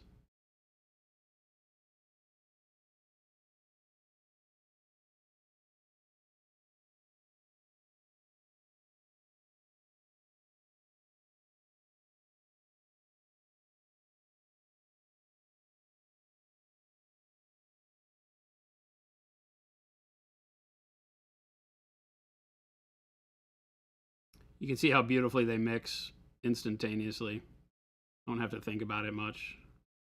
You get, just like with the rest of the Procurl line, you get exactly what you expect immediately.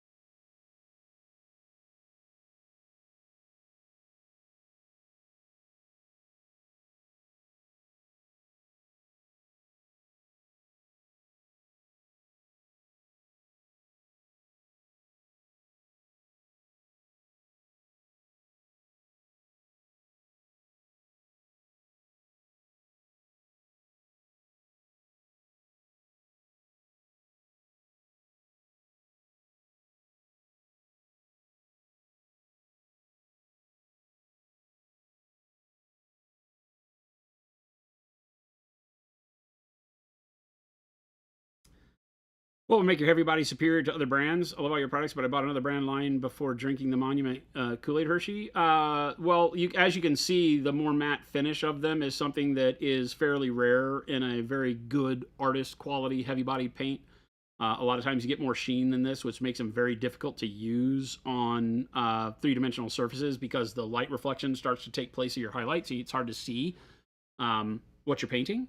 So that's the first thing. The same quality of pigment that you find in all of our paints is the biggest thing. All of our pigments are reground. We don't trust any supplier to give us pigments that are great right out of the gates. So we take a special attention to that. There are not a whole lot of people that take that time, especially not in the hobby world. When I say this, I'm talking about people like, Winsor Newton, Golden, things like that is where we place these at the highest level of artist grade acrylics. So, but yeah, a lot of it will just be preference. How do you like your paints? Ours are built with the miniature in mind. So matte finish being the key, the ability to dilute easily without losing vibrancy, which is, pretty standard across very high quality heavy body paints. The pigment load is tremendous. So as you can see, you're still getting good coloration even when I'm putting a lot of water into this.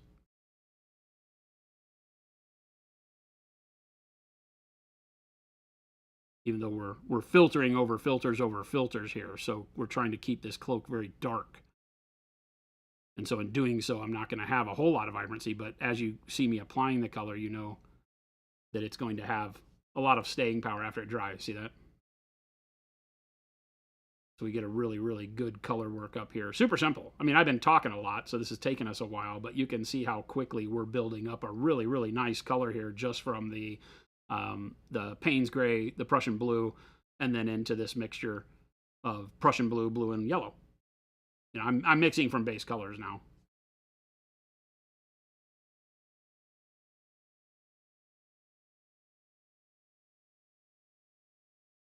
Are we in a relationship with Mindworks Games? No, no longer. We'll be selling through what we have, and then we won't be carrying them anymore. Unfortunately, when they started making paints, we can't be in cahoots with people that make paint. That's an unfortunate byproduct of the competitiveness of industry, right? So yeah, right now we are not partnering in any way with Mindworks. We love Mateo and we love his products, but he recently did a Kickstarter where he started into the paint world, and so we had to break off ties with him. We did the sale not too long ago with Mindworks models. I don't know that we'll be carrying third-party models anymore. We've had some bad experiences there. It's rough, right? A lot of those companies are very small, which is a great thing. We want to support them, but the business side of it becomes a little difficult sometimes. So we're still working. We have a lot of people that would like to talk to us and have us sell their models, and a lot of models we love. So that's one we always try to figure out a new way to make those relationships work, because I love painting stuff like this. I would love to have it on the site, but sometimes they don't work on enough of a margin, because a lot of those guys don't make their own products. They have third-party molding houses that make their products for them. So there's just not enough profit in the line for it to really work. And of course, our stores would like to carry it and stuff. It just becomes very tough. I get one a month, one company from Europe a month that contacts me wanting us to carry their models. And I'm always like, I wish I could. I just can't sit on that much stock of models. Jordan and I can't paint them all.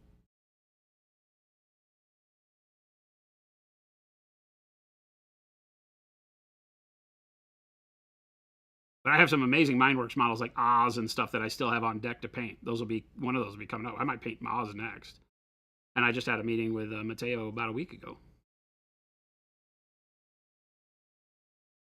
Great guy.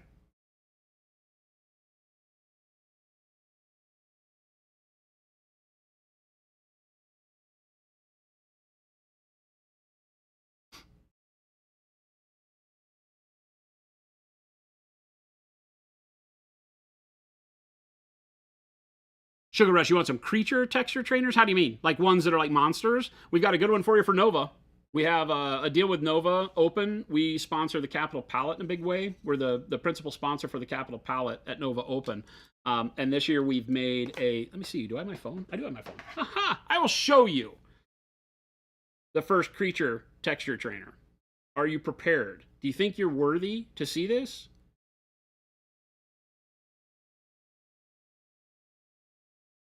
Have you guys been good enough? I don't know. I don't know, chat. What do you think? I can't ask you guys.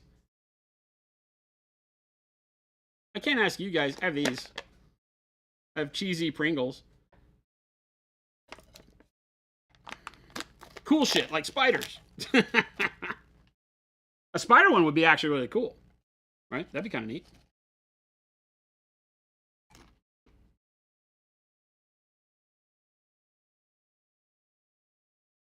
Ghost Hunter, yeah, you can't be trusted, so. Everybody says they've been great.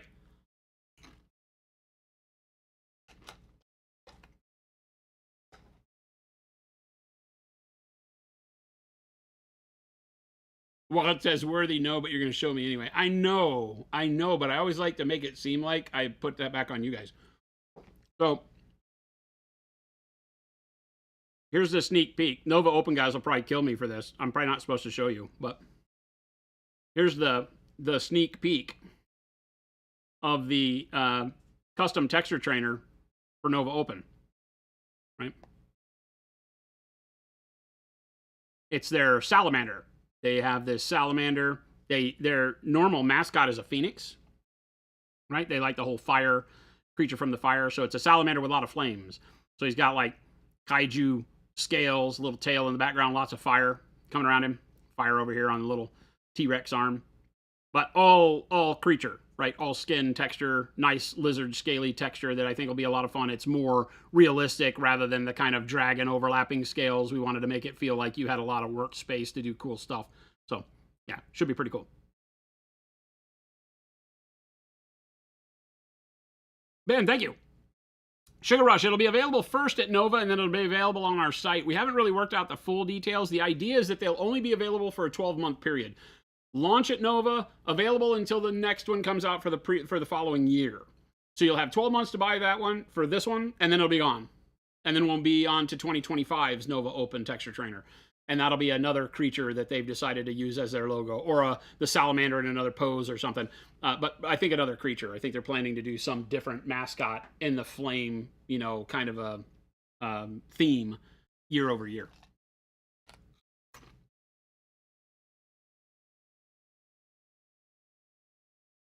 With one of the overriding thoughts being, as we mentioned earlier, you would then be able to enter it into this one would be the 2024 inaugural, Nova exclusive texture trainer.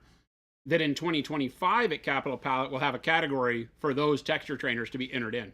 So everybody will enter the 2024 Salamander texture trainer, and they'll be judged in their own subcategory. Which I think is super cool, because one of my whole things with painting competitions is I believe everybody should have to paint the same model. It's hard to judge when you paint a dreadnought and I paint an elf, which is the better, because they're different applications of surface and medium and texture and all that kind of stuff. So while I can generally get a sense of, who might have applied their paint in a more capable manner on these models, it's always tough. If they're on the same model, then your choices of color and texture and blending and all of that start to stand out, because that's all I have to separate the two models. They're identical physically. What you've chosen to do and how you've done it, and what you've chosen to do and what the other person's chosen to do and how they've done it, are now very comparable and give me the ability to say, I hate to say good, better, best, but here's, first, second, third place. Yeah, Sugar Rush, we can do all sorts of stuff like that seasonal. I mean, we just got to the point where we launched the 3 texture trainers in a real way like 2 weeks ago. We've had them for a while. But the first 3 were really supposed to be together, and it's taken us a lot longer to get the first 3 done with the crone. But now we have the warrior, the hunter, and the crone, and those are all available. And there's still another 3 that I'm working on. So hopefully by the end of the year, we'll have the next 3. I plan with the next 3 to sculpt them all and then print them all simultaneously, so you don't get the release of 1, 2, 3. That'll be a group of 3 all at once. So by late this year, early next year, you'll have the next 3. And then we'll see where we go from there. We'll probably start doing like special commemorative ones after that. Maybe signature ones with particular artists. That's kind of the direction I'm taking the signature line in right now.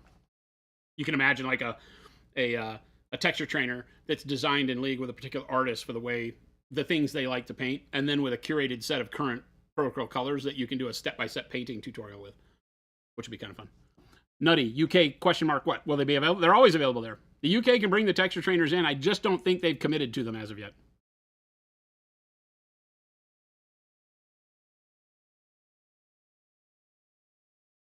Sugar Rush, that's awesome. That's awesome, thank you. Mike, who do I have to bribe to get STLs of these things for personal use only? I won't let the STLs go. Sorry, man. I won't do it.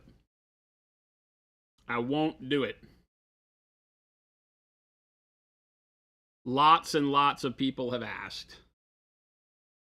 I have refused them all.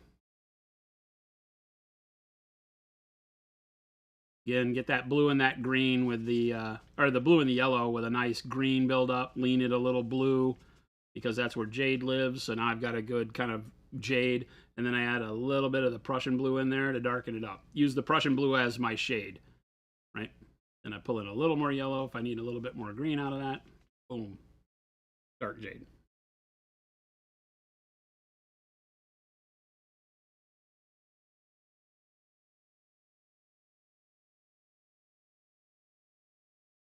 Running my brush a little bit drier than normal because it'll give me more texturing. Like I said, I kind of want to build this up as a more woolen fabric. So I want to stop with linear brush strokes right around now. And one of the ways you can do that is either to stipple, but I've got a lot of these folds and pieces that are up in between legs, so it's hard to like jam the brush up there and make sure that, you know, you don't get paint all over everything. So if you just run the brush dry, okay, it allows you to, let me pull in, oh, that's not the one, this is the one, boop, like that. Oh, no, that's also not the one. I thought that was the one. Is it this one? No, it's this one. What the heck has happened here? Is it this one? Holy crap. All right, let's turn the palette off. I don't know what I'm doing. And do this, right? So you can see how it's giving me texture like a stipple. That's because the brush is drier and I'm dragging it across the surface and only picking up the high points, much like a dry brush, right? Hence the reason it's called that. You know, I have to push hard to get any paint to come off, even though the brush has quite a bit of paint on it. And as it comes off, it won't be in nice, even dispersions. It's going to give me that texture because it just can't apply the paint in a smooth manner because there's not enough wetness on the brush. So that's going to start building up the texture I want for the cloak. Here I can stipple up on the shoulder, see, so I get that texture built up. But on all these areas, I just run the brush a little bit more dry so less paint comes off, right? And it builds the texture on its own. Just a neat trick to remember as you're going. You know, stippling's great, but sometimes it's not available to you because how do you stipple in a little tight spot like down in there? So just keep the brush dry, and as you drag it across, it'll only pick up on the high spots. So again, technically dry brushing. You know, so when everybody tells you, oh, dry brushing is for noobs. No, incorrect. It's just that you get more learned about the correct time to use it. But it is a very, very valid technique all throughout your painting journey. You'll use it tons. I'm still super zoomed in here.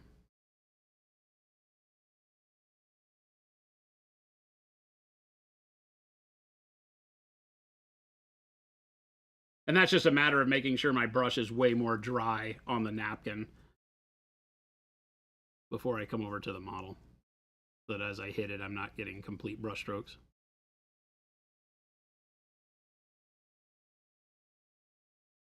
Super simple. Easy peasy.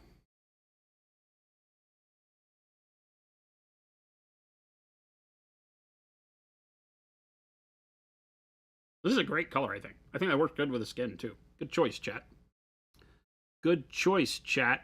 Look at you guys. Who knew? I didn't think chat had any good ideas in you anymore. Of course, all of that is said when you guys picked a different model for me to paint. But to my credit, I tried to give you the model you picked, chat. the sculpt was just too bad, or the mold was just too bad on the model for me to be able to paint her. So hopefully I can get her fixed and we can paint her at some point.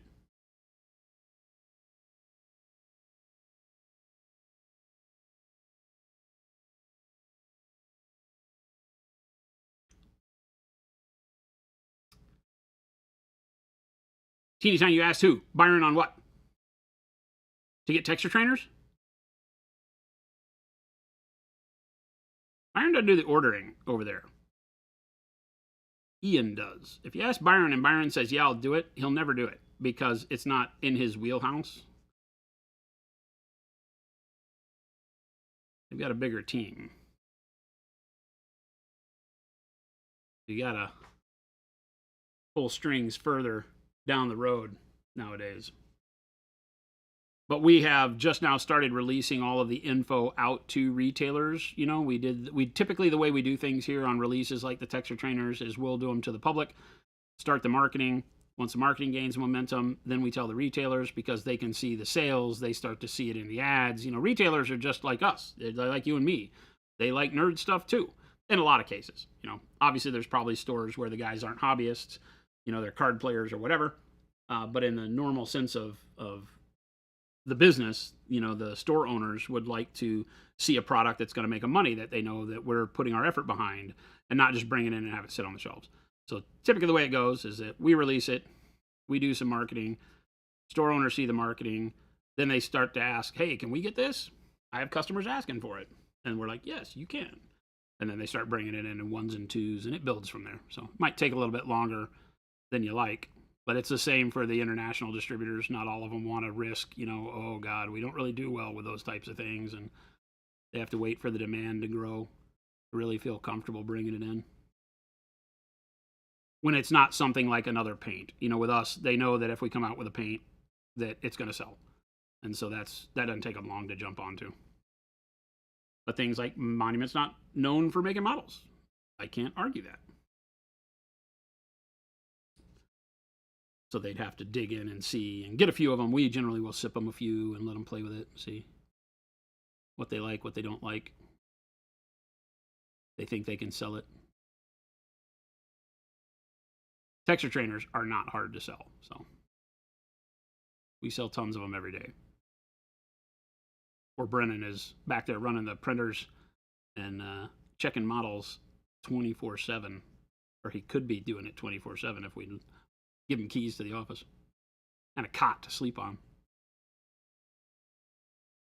Brennan's a tall guy. I don't think he'd fit on any of our couches very well.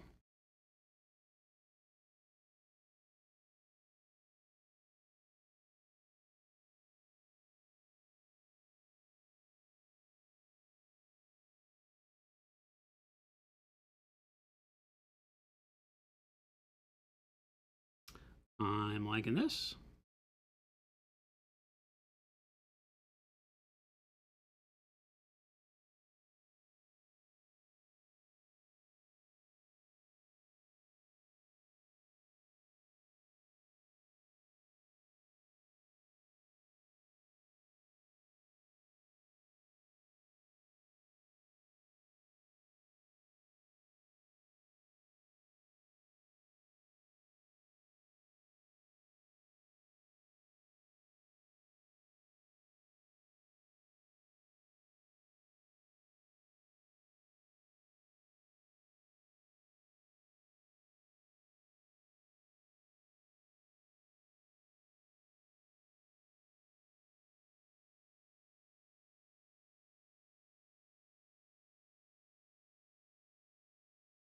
A little bit more yellow in my mix so I can brighten this up a little bit on this side.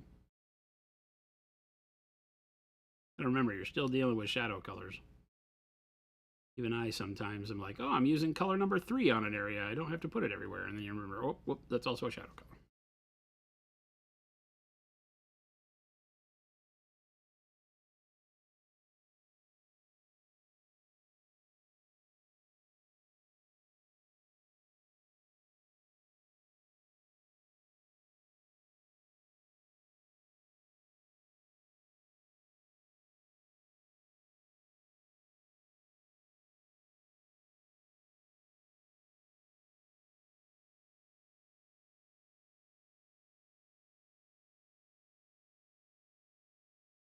Interesting Batman. It's Batboy. He hangs out with Elvis and Bigfoot. I really think that's where they got the face, right? It's like the Batboy thing from the National Enquirer. Like, no joke, right? It's a great sculpt, though. It's Carol Rudick sculpt. He does some amazing sculpts.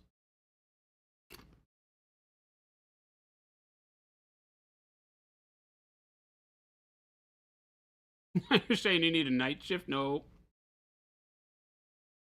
Night shifts require managers to come be in the building with the night shift, and we don't have that.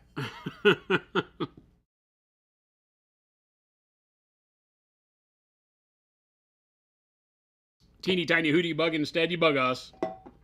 You bug Phil and Kyle will contact them and say, order some damn models.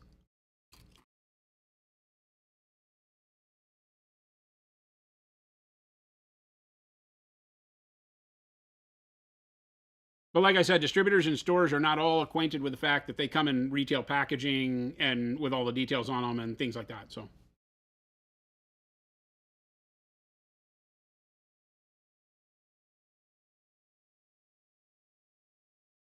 I didn't say sip the paints. You heard that wrong. Louisa said his chef's kiss for doing gun barrels and missiles on Battletech models. Awesome. All the colors in her set are amazing. All the colors in all the sets. Mashik's set has been the set I've been using the most of, with the bright pale yellow, the bright yellow ochre, the orange browns, the dark green brown. Those colors have all been into mine and Jordan's like regular heavy rotation lately. You know, this guy using the caramel brown from his set as the kind of shadow rusty coloration on the armor was just spectacular. Something I hadn't thought of with it, right? But that caramel brown through all of the midtones on the armor, it just brought it to life, right? It gave it that kind of pea stain yellow feel on it that is that tarnish that silver or steel would get when it's not completely rusted, but just dirty, right? Not polished. So it worked great. And I used a lot of that on the skin too, and the shadows and such. So worked out really well. Avian, why am I here? Because I'm not there. Is that the right answer? Having the staff to do that requires the damn kids to get off the streaming platforms and go get real jobs that actually pay. The Flame On set will be most of your merch company for your battle. Awesome. Vince Villa, Louise selling best now that launch of Rogue Hobby set is stabilized. Don't tell anybody, but Louise is kicking all their butts. Shh. Louise is putting them all to shame.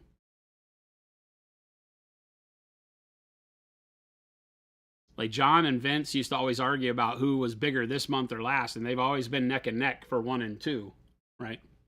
And Louise came in like a bull, like the rhino through the wall. And Louise is just like on another level.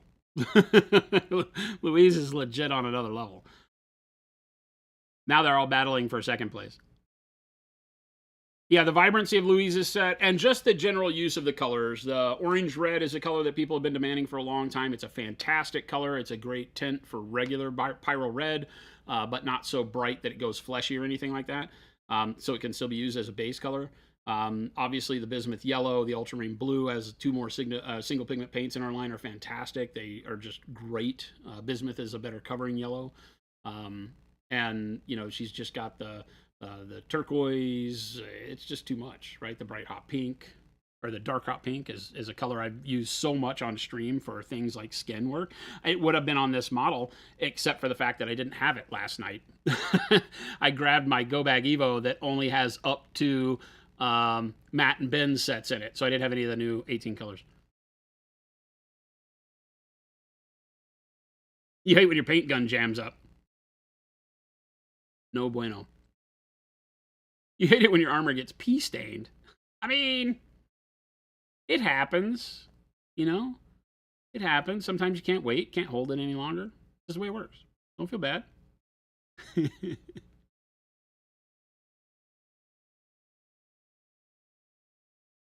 They together are not close? Oh, if you combine them, if you combine like Vince and John together, then yeah, they'd be top.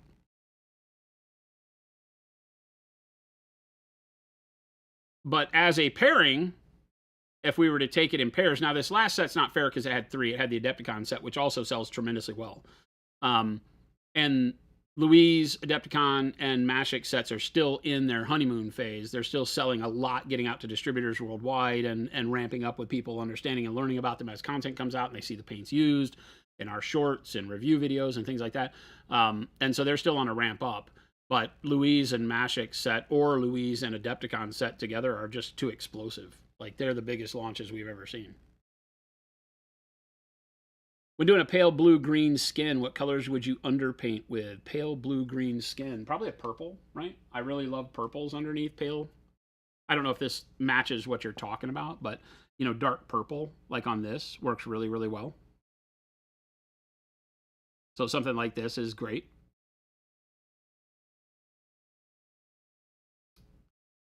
Purple is my go-to shadow color for all colors until you get into purple.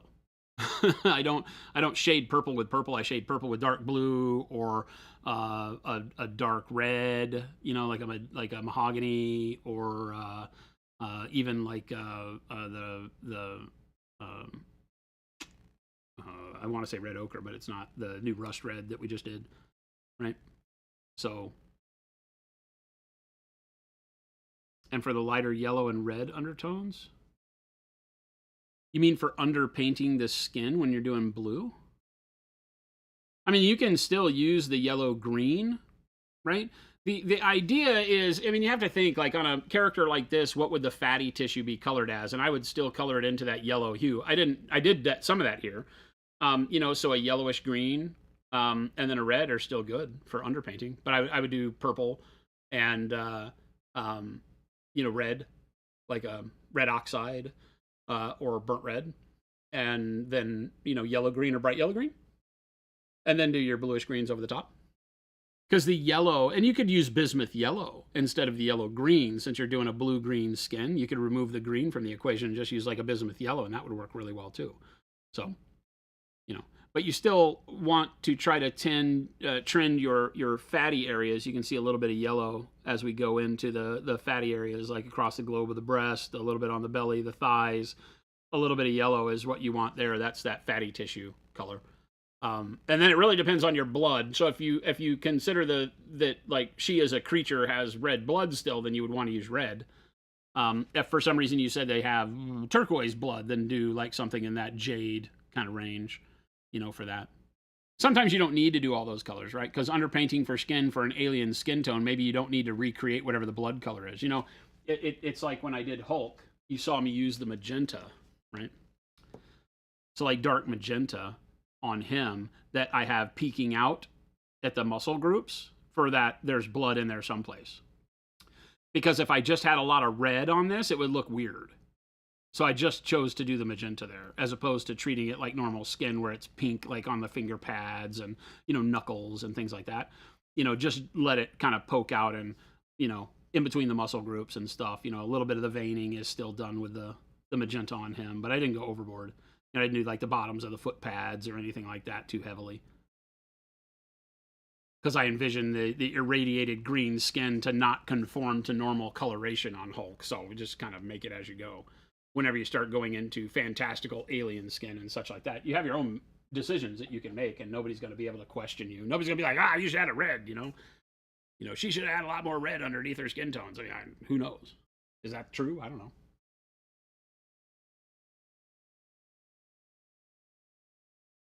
What if they're dead and have black congealed skin, but bluish? Well, then you would probably want to paint the veining and everything with like maybe a Payne's gray. Could be a good kind of a clotted blood mahogany, but it's going to be super dark, so it's not going to show through as underpainted as well. You probably are going to do that more as a filter over veins and things like that, and like where blood would settle, you know, like if it was a zombie, the blood's going to settle in like the under part of the arm, you know, the buttocks, the extremities, like towards the hands and feet, you know, where blood would pool and congeal if they were like undead.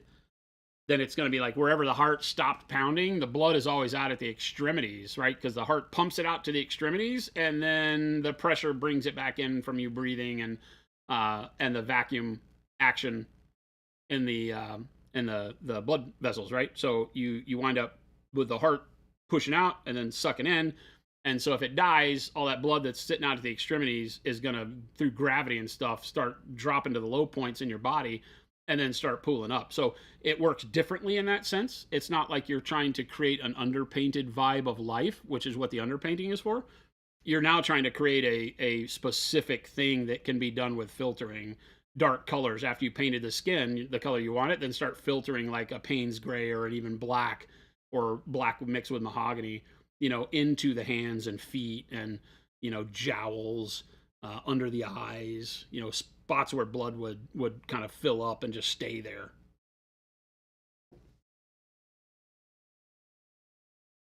Yeah, not always further from the heart, but, definitely those spots first. And then, like I said, under the eyes, things like that.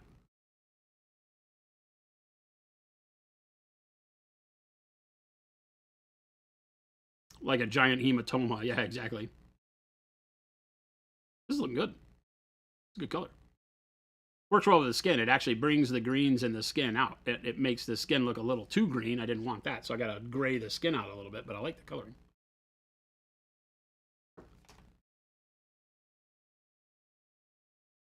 All right, so now I need a little bit of titanium white. Ta-da.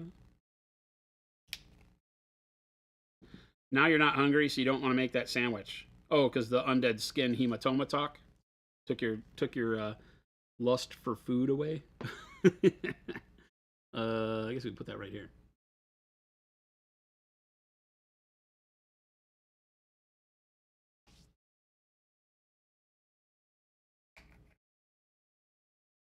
So now the idea is that, when I'm mixing, the thing that I would do, since now I want to stay in that hue, I don't want to yellow it out too much and make it more green. I like this jadish color we've created.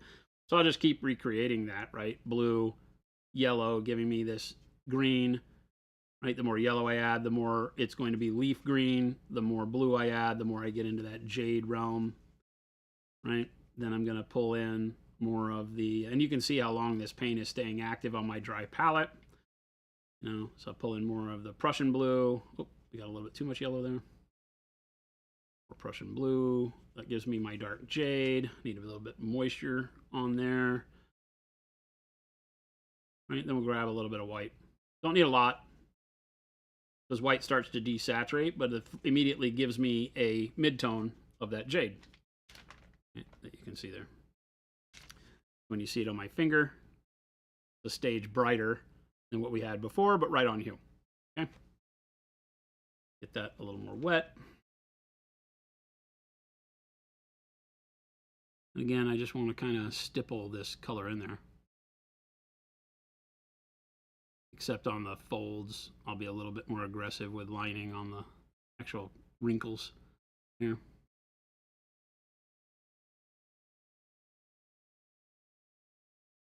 But in between, I want to just kind of stipple. Use the blade of the brush to give me some inconsistent dots and dashes as I go along.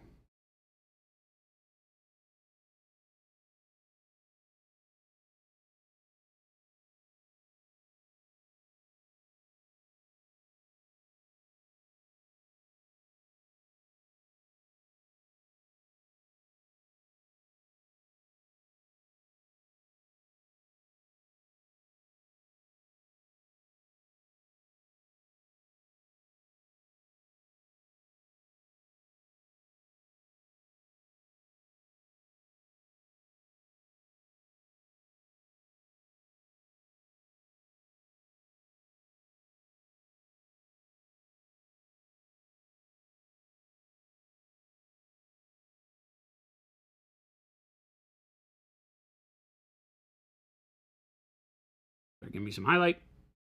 I'm going to start making sure I don't do the whole model now, because we're in a bright enough coloration that I can't just keep dragging this over the whole model, or I'll lose my volumes. We start working up towards the high spots with this.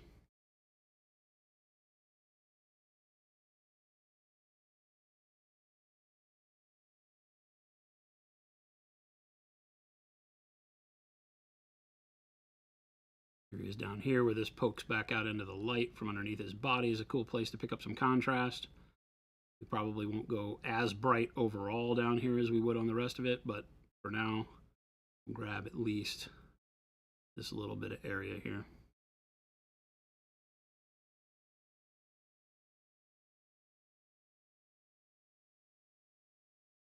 And leave. I guess we can grab like a couple of these edges, like maybe a little bit back here. Since we're still not super bright, we can go quite a bit brighter. Kind of those edges is nice. But none of that stuff in the back. We'll leave that dark. Means we probably need to pull this up a little brighter. On the wrinkles at least. So.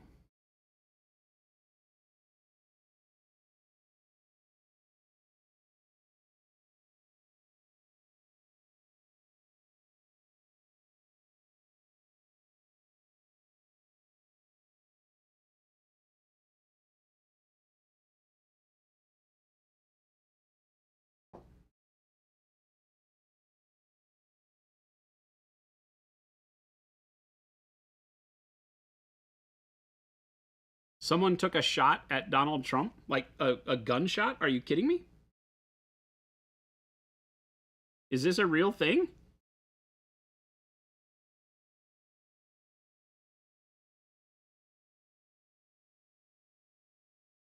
Man, the world is filled with idiots these days.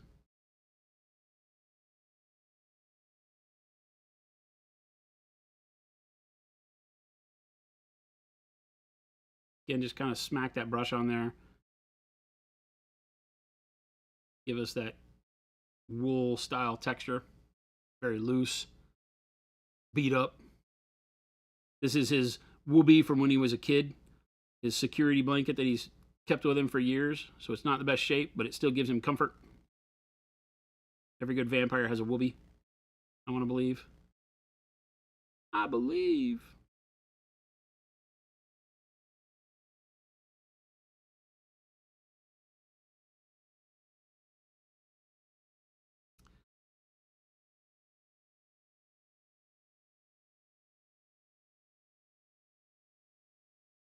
Well, that's looking good.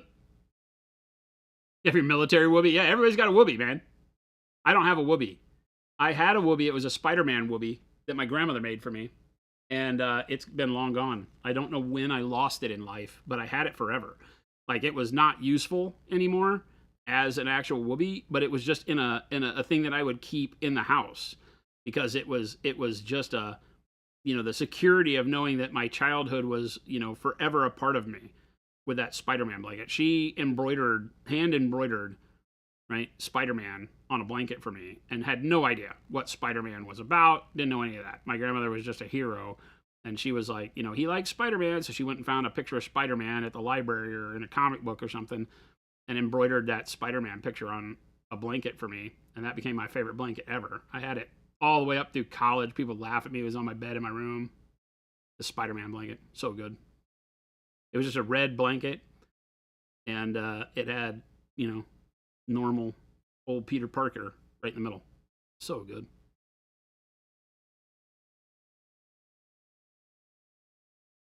Nothing fancy.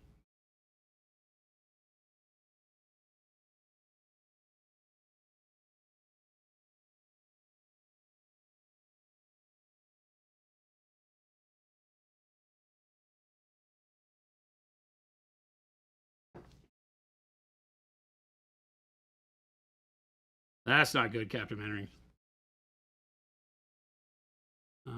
One dead.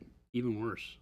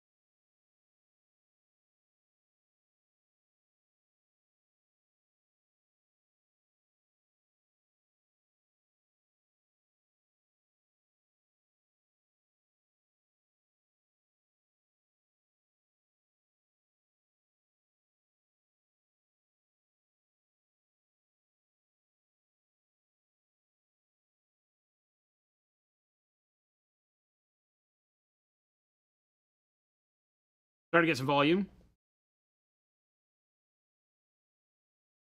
Now, because we're doing old cloth, desaturating it more with white is probably the right thing to do, right? A little bit more white in there. Boom. Right? Just add a little bit more white. It desaturates the color, which is what's going to happen to cloth, metal, anything as it gets aged like that.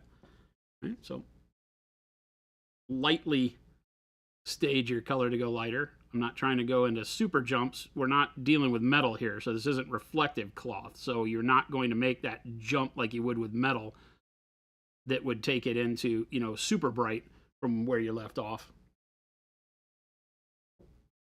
This would be a good way to treat things like if you were doing night haunt, if you're getting into AOS 4.0, you want to do some night haunt. This is great. I can see this being a great color scheme for that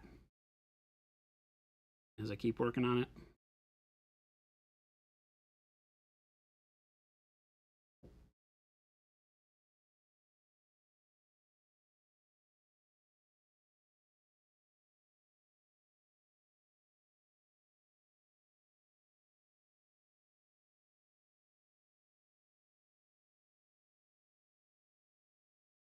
Now we start building up some light on those folds.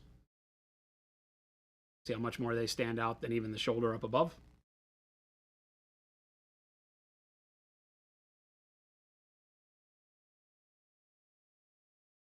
About to start having to move down to a smaller brush. I'm still using number 6 here, so a little oversized for the detailing I'm trying to do, but it's working well, so I'm sticking with it.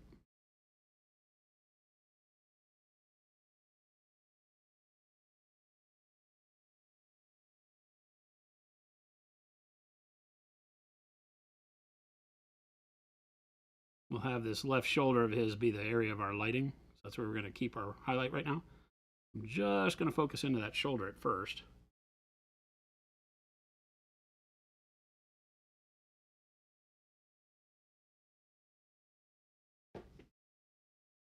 Spoopy Night Haunt. Yeah, chain rasps and stuff have got some neat features to them. I'm not a big AOS player. You know, I tried to play all the Warhammer games, but they just don't appeal to me long term. We painted up those Lumineth so that we could play with, before Chris worked here, right? So we could play with Chris and Phil and Gabe on their empty wallet stuff. That was a lot of fun. 2,000 points of Lumineth painted in a week. That was a challenge. That was something that kept me on my toes for a minute.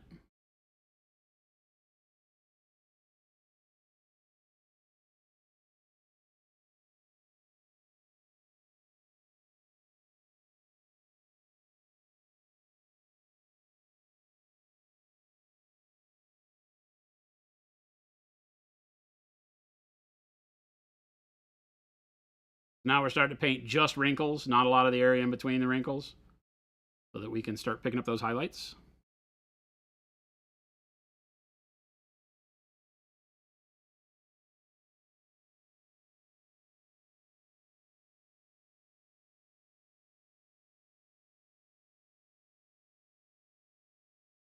And again, if you've only just tuned in recently, this is using our upcoming heavy-bodied acrylics.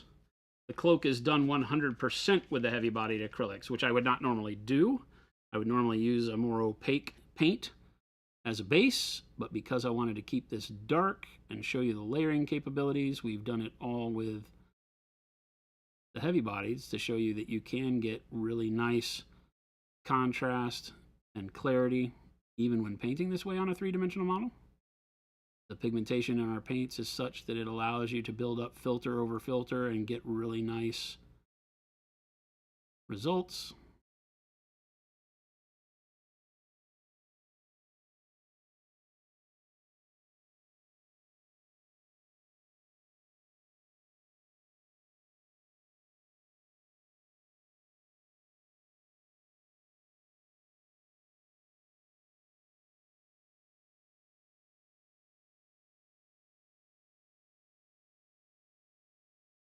Now we're starting to pick that cloak up nicely.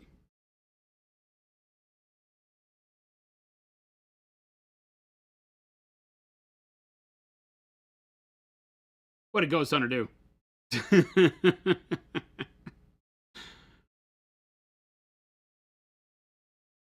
You're working volumes on the skulls for the July challenge. Nice, Tech Elf. You like the Night Haunt, but wish they would vary the size of them a bit more. Yeah, they're kind of, it's like an army of all the same dude, right? In different poses. They have a dude on a boat. They don't have any monsters, do they? That's one of the big problems. They just have troop dudes. I don't think they have a monster, right? I think you can use the Mortarks, right? Isn't there a Mortark you can use with them? Or can you just use Nagash?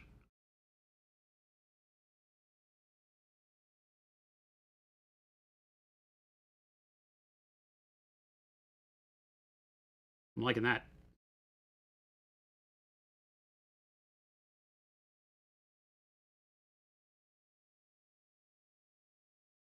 Oh, the Black Coach, yeah, would be a monster.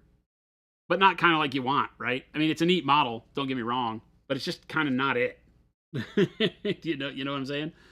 The Black Coach is not it. When you want something that gives, you want like heavy infantry, and it doesn't want to be just the dudes with more hunched over back and a bigger, what's it called? Scythe. I wanna have more.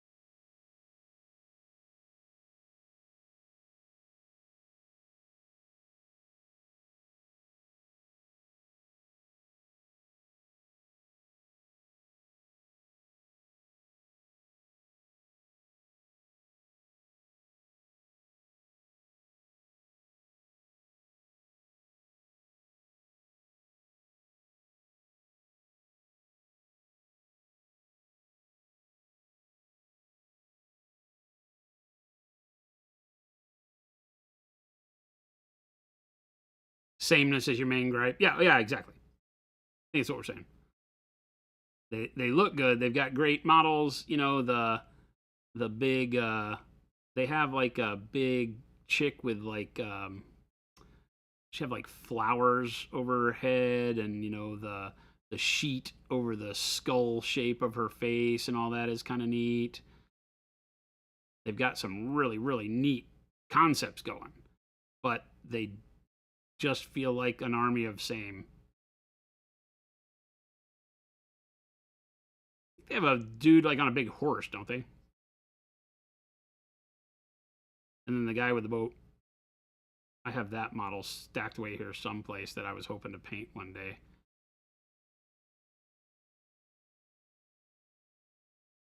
Just because that was a cool model. Not because I care about Night Haunt.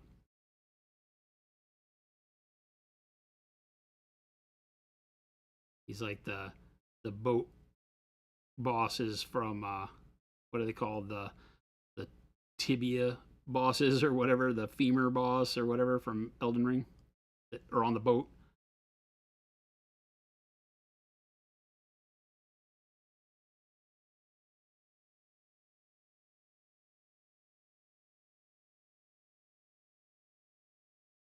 The ones that give you the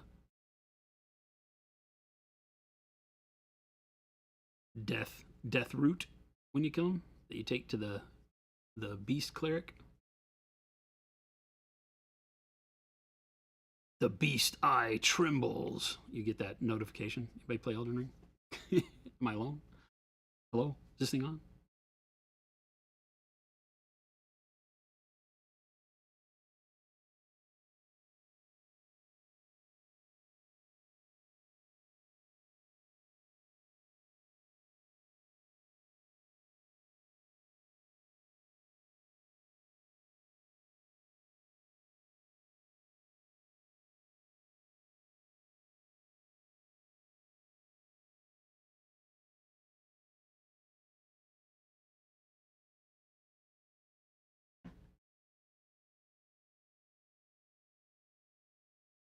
Do I do anything special to combat the heat here and there? Is it Castle? You're local? Nice. No.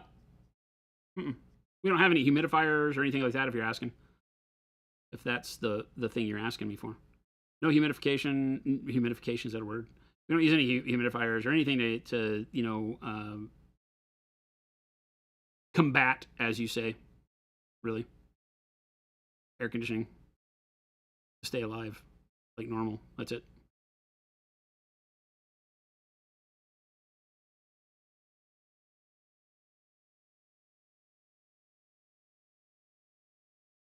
Very little.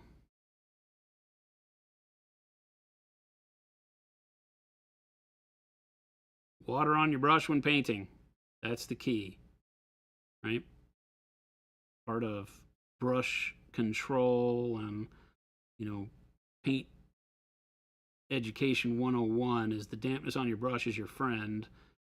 Figure out how to utilize it to get the painting style that you enjoy, right? Because too much will make you a, well, I say too much, you know, a lot of water will turn you into a glazing painter. You're painting in filters all the time, whether you like it or not, right? Because you're thinning your paint too much with the water on the brush. Whereas not enough will make it to where you're struggling to get paint off of the brush, and especially in a dry climate like Arizona, that can be a bummer because you won't have a lot of longevity with your brush strokes, you know, once you get the paint off the palette. If your brush is too dry, you'll just be instantly having to go back to the palette. You won't get a whole lot of work. And it'll feel like you're wasting paint a lot. I don't put an abundant amount of paint on my palette. My palette is right now just a piece of paper. I'm using a paper palette. I normally use a sheet of glass. It's too dirty to use right now because I'm an idiot and I don't clean it very often.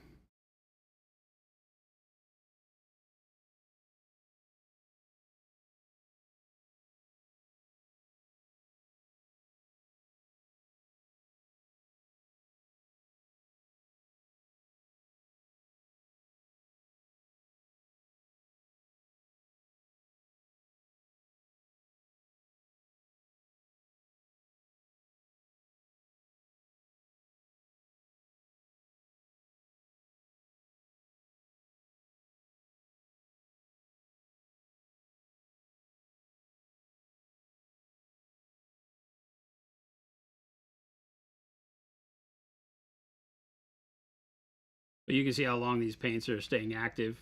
I'm still being able to blend in, even though I've got this paint spread pretty thin. I got to be careful not to add too much water to reliven it because it'll get so diluted that it won't give me color the way I want to on the model. But right now we're doing okay.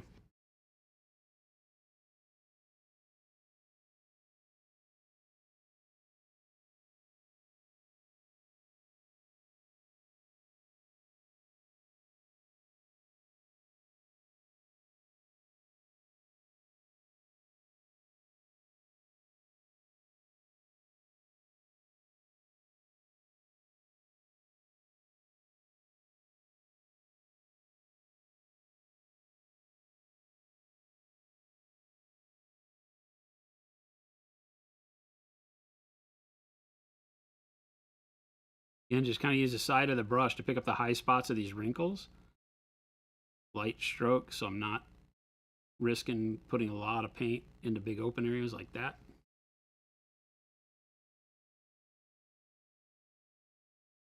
And then just use that stippling to break up and blend, so to speak. I can bring those stipple marks out a little bit further and then just kind of boop with my finger. And that gives me that blend across that rounded shoulder. And pick up some of these individual folds.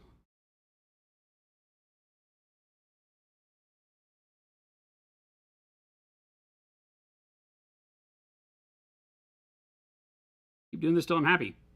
I'm liking the contrast we're getting right now, so I'm going to continue to add more brightness to it. If I get overly bright, I'll have to brighten up the skin. Obviously, the skin's not anywhere near done. I just keep playing with it until I'm happy. And it really is just a matter of, you know, when people ask me all the time, when do you know to stop? You stop when you like it. And if you are seeing something you like, keep going with it. Just you know, understand that if I keep going with too much brightness, I have to then go back and brighten everything else up like I talked about with the skin, and that may throw the whole composition off. It may make the whole composition too bright to really be a, spoopy vampire. I got to be careful. I don't want to go super bright. That's not the texture of the material that we're working in here. We're not trying to recreate, shiny satin or anything like that. So I got to be a little careful. But I'm liking this. I think this cloak at this coloration can work really well. I'm not afraid to use this brightness as my basis, and I would probably stop after this on the cloak and go back to working on the skin a little bit to really get it evened out and bring the brightness on the skin up to a level that matches the cloak a little bit better.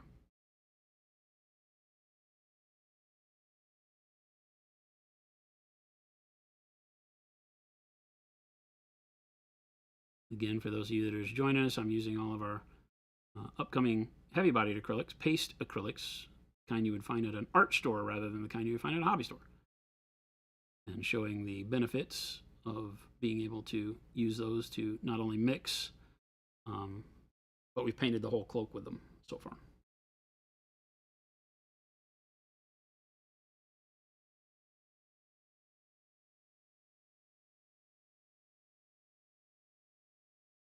You can use them in place of normal opaque paints. They're a little bit more of a struggle to work with. Takes a little bit more knowledge of what you're doing, but you can get there and then give great results. So.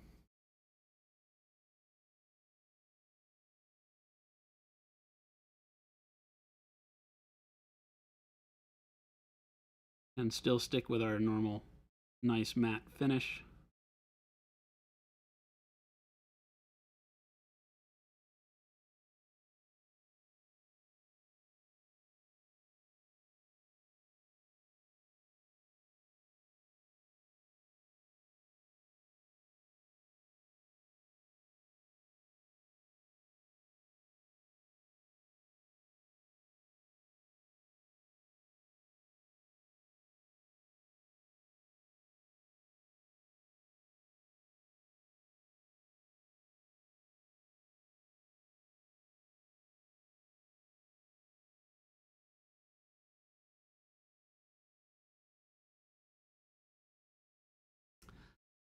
You'll just have to mess around with it more, or maybe I'm not keeping my brush damp enough. Yeah, let me show you just real quick what I mean when I'm saying keep the dampness on your brush. I'll bring this over into frame. Will it show there? Maybe there? There? Well, I'll just show you. So this is, look at all the floaties, right? My dirty ass water that I clean my brush with, right? So I just go in and I clean the brush by soaking only the bristles in the water, number one, and then just kind of lightly at an angle up against the sidewall here, right? And that's how I clean the brush. So that's clean, right? And then, well, I don't squeegee. I just did because I had a droplet. So I don't touch it to the side. It's got however much water this brush will hold, and this is a number 6, so it's a pretty big brush. So it holds a lot of water, right? If I touch it on my fingernail, I'm going to flood my fingernail with a big droplet of water, right? So if I'm glazing, I might not wipe any water out at all. I might go straight over to my palette and say, hey, you know what? I need a little bit of this yellow over here, and I'm going to mix that with water so that I get this really, really light glaze that when I put it on here, see how it gives just that little bit of green tint to all that bluishness on there, right? That's because I have so much water in my brush, it immediately thins it out into a glaze, okay? Normally, I would come back and I would, on my paper towel, just go like 1, 2. That's what all these wipes are. Just like 1, 2. And then I'll come over here, grab my paint, and now this paint is going to be more opaque, and I can do, details and textures with it and things like that. But it's still controllable. I still have enough wetness on my brush that the paint will flow. Because generally what you're fighting is the fact that the paint itself just doesn't flow very well off of the brush. And so you're wanting to do this little fine line on this little bitty fold, and you're fighting it. The brush doesn't want to release paint in a consistent manner because it doesn't have enough dampness on it and such. So that dampness on the brush, and you'll know very quickly when you touch the model if it's too damp, right? So again, I'll wipe it off. I'll come get some paint over here. Then I'll come back and I'll wipe that. Notice how I'm taking it off on my thumb first. So I'm getting rid of a lot of the material on my thumb. It lets me see how opaque it is. It also ensures that when I come over to the model, I'm not putting a big droplet of water on the model. because that makes it really difficult for me to move the paint around. If it's just kind of in a water droplet and wants to move wherever it wants to go, that causes me problems. So instead, take all that wetness off. Now my brush is pretty wet, so I'm just going to go straight back to the paint. Again, take some off. That way I can come over here and immediately, even with this big brush, get a nice fine line that doesn't spread out too much and highlight these folds more. And now I know I want more vibrancy out of this color. So again, I'm not adding any more water to it. So the dampness I had from, 3 brush loads ago is still working for me. You don't have to clean your brush after every time. Depends on what you're doing. Always be thinking about what's the goal of the next application of paint on the model. Am I trying to, have brighter color than what I just got? Then less water generally. As long as it's not a mixing issue. You may have to mix in more brightness or whatever, but for me, that's probably what I'm going to do. I'm wanting more brightness out of this, so I'm going to mix in a little bit more white here. Redampen my brush, come over and get it, and then again, take that off over here.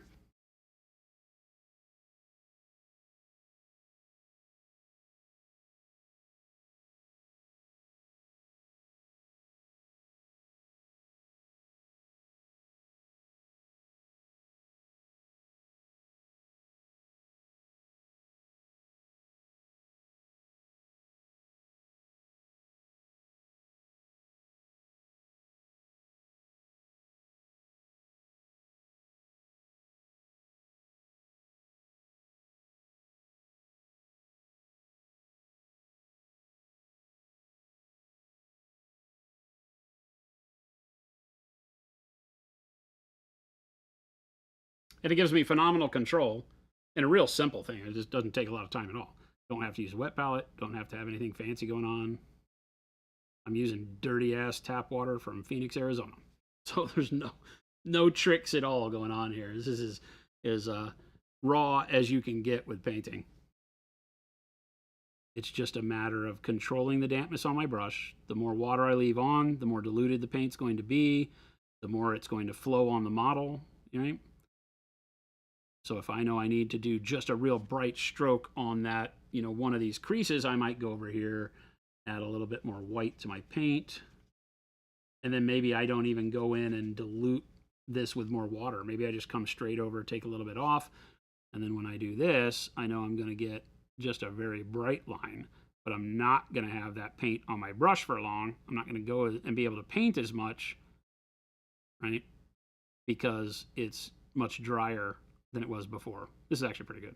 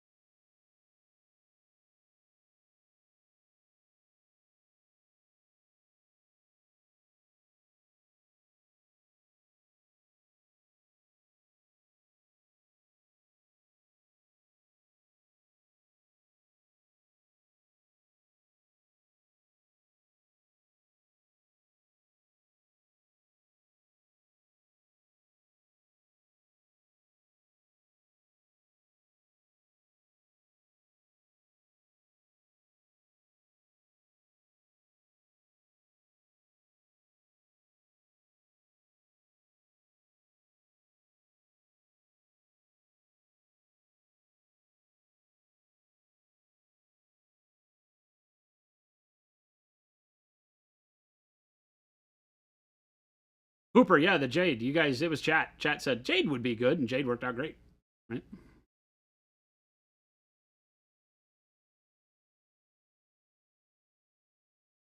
And now that we've moved into a little bit more of the bluish highlight, right? I've been adding less yellow, and as the white comes in, we're seeing the yellow go away first, and we're getting more of a bluish turquoisey highlight on it, which is really cool. And that moves my skin back into that yellowish green range, right? I mean, it's gray and undead, but it has a lot of yellow green underneath it, as opposed to when the cloak was more of the greenish jade, it pulled that green out. You weren't seeing as much in the skin.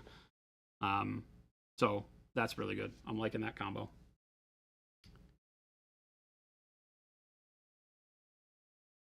Made me think you'd forgotten to go to work. Papa Chicken, glad to help. Hooper triplet, that is one of those basics that's so often not explained. Which one? The water on the brush one. We have a bunch of YouTube stuff where I talk about exactly that, like how I paint with only the water on my brush. That's all I ever use. You know, people get blown away. We're in Arizona. It's super dry. I paint on either this piece of paper or underneath is my glass palette. Right? I don't ever use a wet palette unless I'm trying to show people, you know, how to use a wet palette. We painted, you know, like this guy in I think it was a 5-color limited color palette challenge. You know, we did this all with a wet palette. So, you know, it's easy to use them, but they don't offer you a whole lot. I can do everything that I can do with a wet palette. You know, on a dry palette, it may feel like you're adding paint to it more often, but I don't care about that. Just put less paint on the palette and reload it as you need. But the water on the brush is key, and that goes for every brush you use. Now, it will also help with, you know, a lot of people will start into the hobby painting with as small a brush as they can get. You can see that I use a 2, 4, and a 6, and this is my workhorse set right here. 2, 4, 6, all I use, right? It's rare to see me use a brush outside of a 2, 4, or a 6. Lately, I've been painting a lot with a number 3 that I've been testing for a number 3 synthetic that we're going to include in like a basic set, like our starter paint set that comes with brushes. We're going to put the number 3 and a number 1 and a dry brush in there, and there'll be lower cost synthetics that go in there. So I've been testing that and painted a lot of models with it. But the 2, 4, and the 6 are my wheelhouse. This is where I paint. And the 2 is the smallest brush I ever use. And you can see how with those points, I can paint eyeballs, I can do whatever I need to. And the idea of just painting with the moisture on the brush and the video on our YouTube called Chasing the Point, those 2 videos will teach you everything you need to know about brush control and how to maintain the right consistency of paint to get anything you want done. Whether it's dry brushing, you know, what you need, you know, to have very little moisture, to smudge brushing, which is dry brushing with more moisture, to glazing, to basing and layering, and everything can be done. I don't change anything. I don't add any mediums to my paint. Every now and then I'll do the glaze wash medium to show you guys how to glaze in a more comfortable manner if you're just learning. But for me, it's just this dirty ass water. That's kind of overly dirty, right? That's got the titanium white chunks in it from this paste paint. You know, but I use dirty water to paint with. I don't care. Paint everything. Doesn't matter. Just do it. What's on the glass plate? What do you mean? Here? What do you mean what's on it? Just more paint. It's just dried and it's filled up and I can't see what's going on. The paper's not much better right now. I should flip the paper over.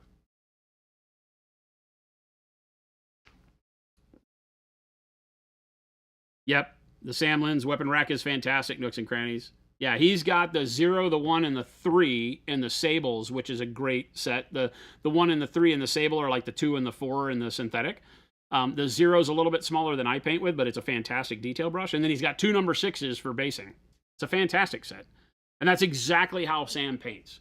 He starts with that big number 6 and does most of his basing and his first layering with the number 6, which is what I do.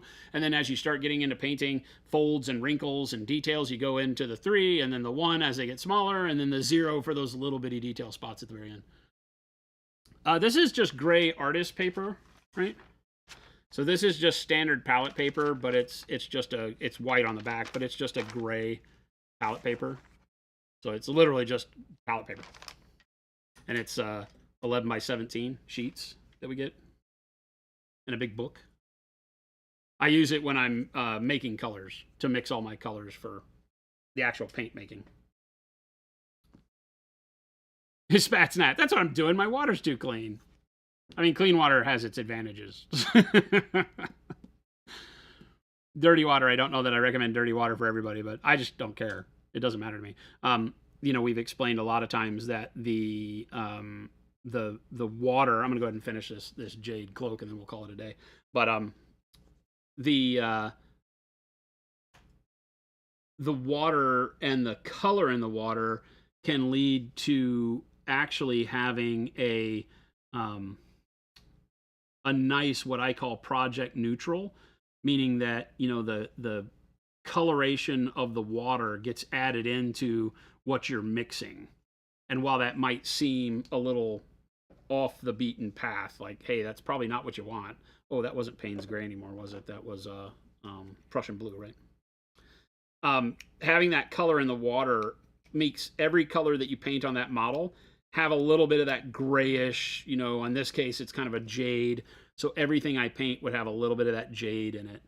And there's nothing wrong with that. It makes all of the colors blend together a little bit better on the model, seem more realistic. In real life, light tends to blend colors. And so you don't ever get that clown suit effect in reality, where if I wear yellow shorts, blue shirt, when I wear it together, it never looks like pure yellow, pure blue, because of the way that light diffuses and the eyeball responds. You know, those colors look a little blended, not maybe not blended, but the desaturation in the colors is going to make them look like it's not just pure yellow mixed with pure blue. That makes sense. And so that's kind of what happens when you start. There are some people who paint canvases that will use a color like a umber, right? A raw umber or something, and use it as a mixer with all of their colors to give the painting some cohesiveness. Every color gets rooted in that umber, right? You might paint your canvas with a sienna, right, first, and then everything that you blend into that has that sienna as an undercoat because of the transparency of the paint. So when you do your flesh, it has a little sienna under it. You do the shirt, has a little sienna. The hair, little sienna. That creates the environment within which the subject is. So the lighting in the area, the shading, all of that is cohesive in that. And so I use the coloring of the water to do that for me. Because the colors in the water, now that really only works if I change my water after every project, which is what I try to do, right? Does that make sense? So it becomes kind of a, like I call it, a project neutral. That is the color that all the other colors go back to on the model, which helps. But until you get used to that and are comfortable with that concept, you know, you clean your water. Go. Like don't listen to the crazy old man on Twitch. Clean your water. It does help though later on as you get more used to painting and creating environments through color.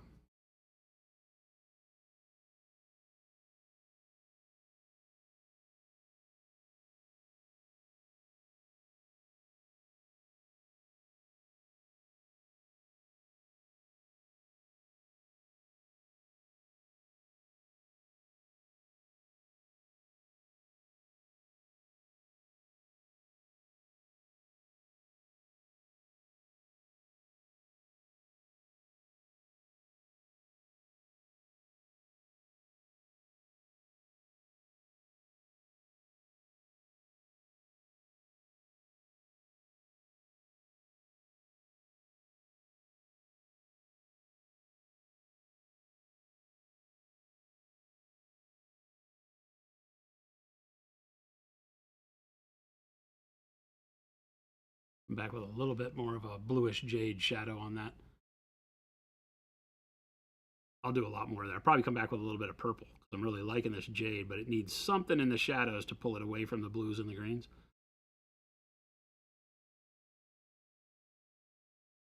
Something a little reddish, so maybe some royal purple or that dioxazine violet would be really good. We'll probably come back in with that and glaze it into the shadows. I think that'll help a lot. Give us a little bit more depth to this jade. I'm really digging it, but needs a little salt.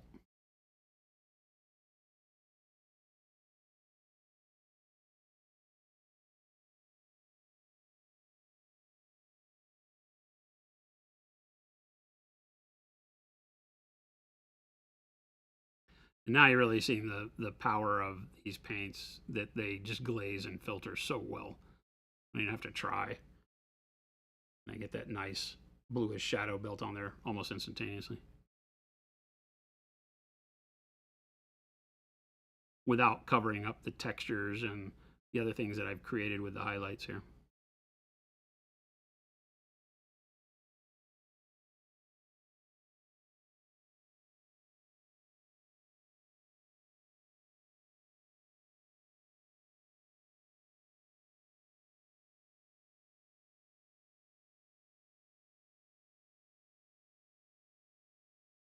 Oh, Papa Chicken, yeah. For loaded brush technique, yeah, you want a heavier body paint for sure, 100%.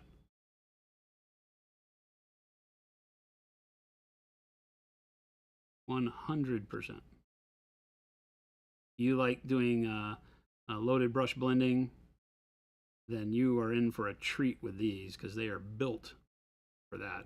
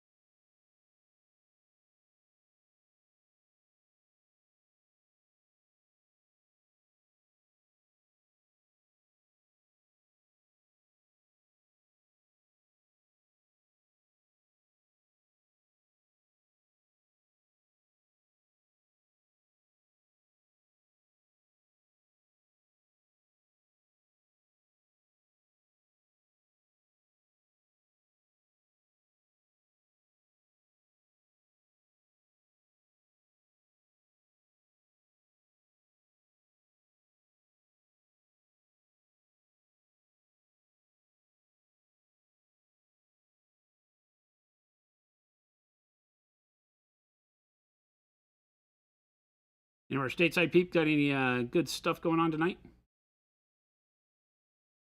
Anything worth sharing? Jen and I are gonna do. Can we go out to dinner? I don't know.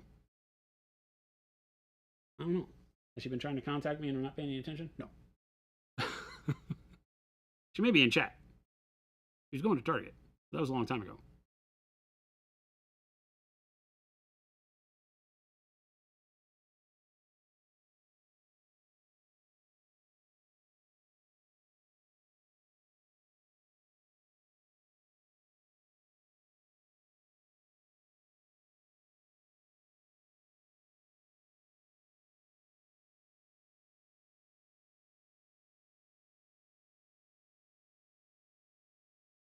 And just do some rough stippling, just kind of start heavy here and then tail it off as I go down the hump of the back.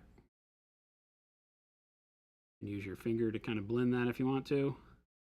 When we say to use our finger as a blending tool, it is one of the best blending tools you have at your disposal. Just be careful and not use it when the paint's wet on it. You can smudge your model to crap, but you know, if I want to blend this down this deal here, I can put an equal amount of paint from top to bottom and then just kind of use my finger and drag it down the length of that fold.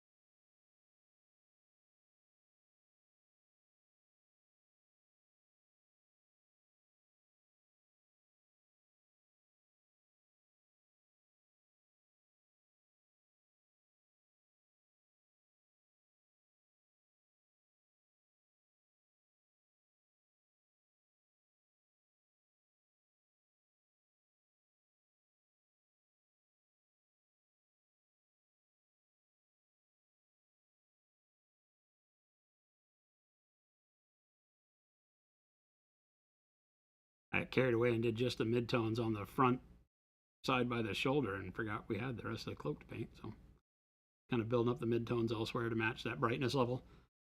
Keep my shadows good. Catch some of those folds back there where the hand and the body are going to shadow it. Same thing over here. Just set up kind of my midtones so I can come back in and highlight this as I need to. You can see how long the paint is good on my brush too when I'm using just that moisture. As long as I keep working my brush, I've got a really good tool to keep things going. I don't have to continually go back over to the palette and still get good coloring.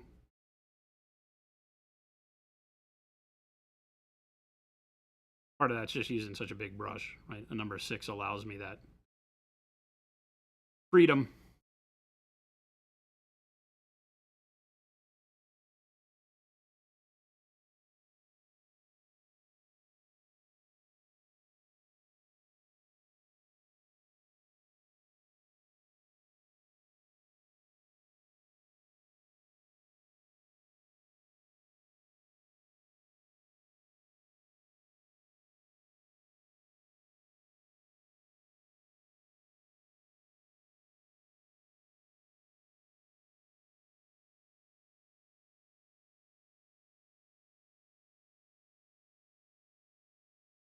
Need more white.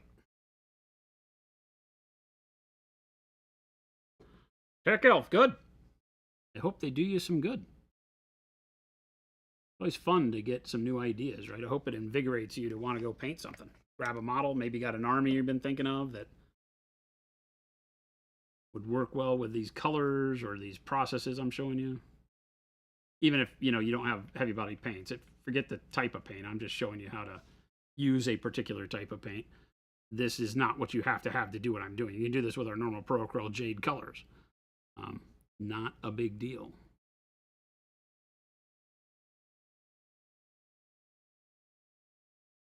Because basically all I'm making here is jade, dark jade, jade, bright jade. I'm just doing it with primary colors. So you can do this all without even mixing. You can do this easier than I can do this because I have made it hard mode to test our new paints. You've already got all these colors.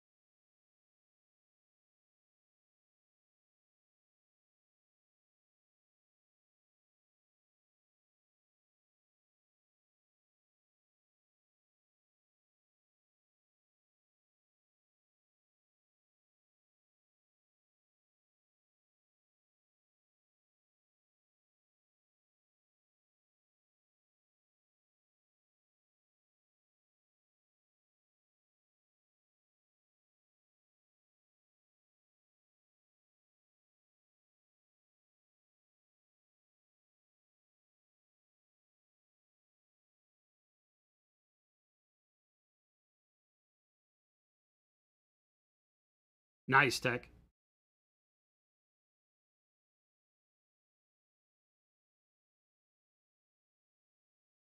Have you based your BattleTech miniatures? Just got some to paint. I'm debating on basing them. Yeah, I mean, when you say basing them, I use our concrete basing texture mixed with a little bit of the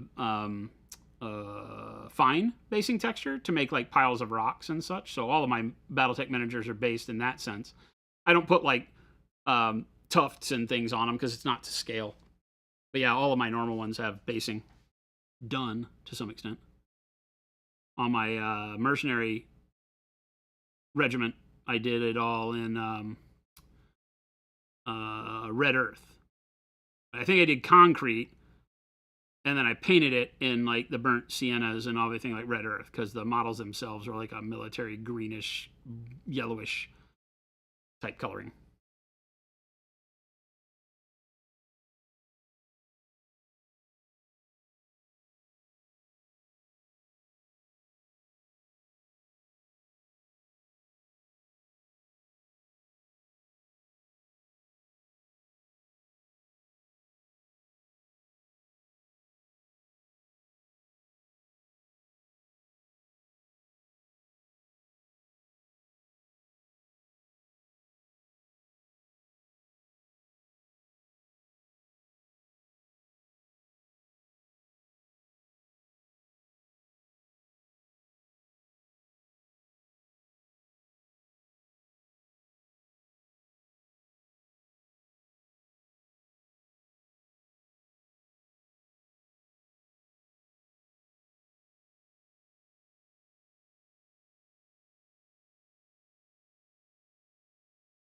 Again, just using the side of the brush.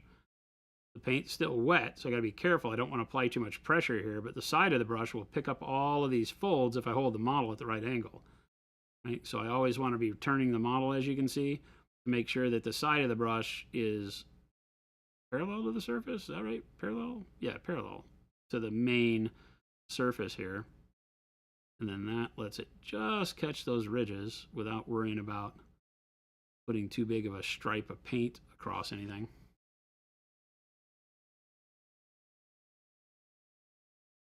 I think over here, as long as you're rotating the model around and paying attention to where you're focusing your brush stroke, you can pretty much do this whole model with the folds like that rather than trying to draw them in like pencil style, right? Sometimes if you're going in and doing this, your hand shakes. And much easier to use the side of the brush.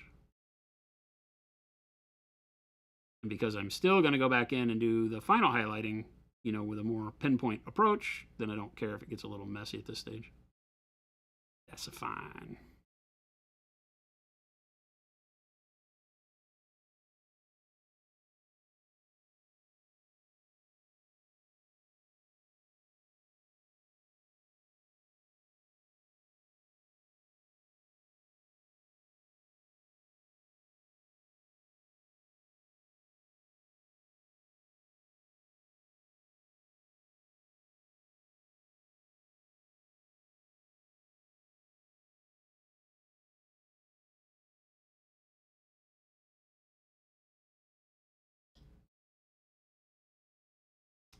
I like that. I think it's a good spot to call it for the day. Not too chubby.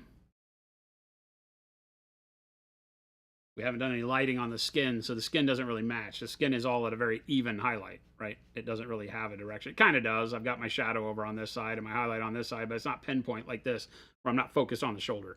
When we go back and highlight the skin, it'll be like these arms up here with the wings, the face to our right, the right of this hand, the fingers over here on this one, and then this thigh and leg coming out. And, you know, it'll make all the lighting fit with the way we're doing the cloak, but I'm liking that. It's looking pretty good. Getting a good starting point for this guy. Thank you, Tech.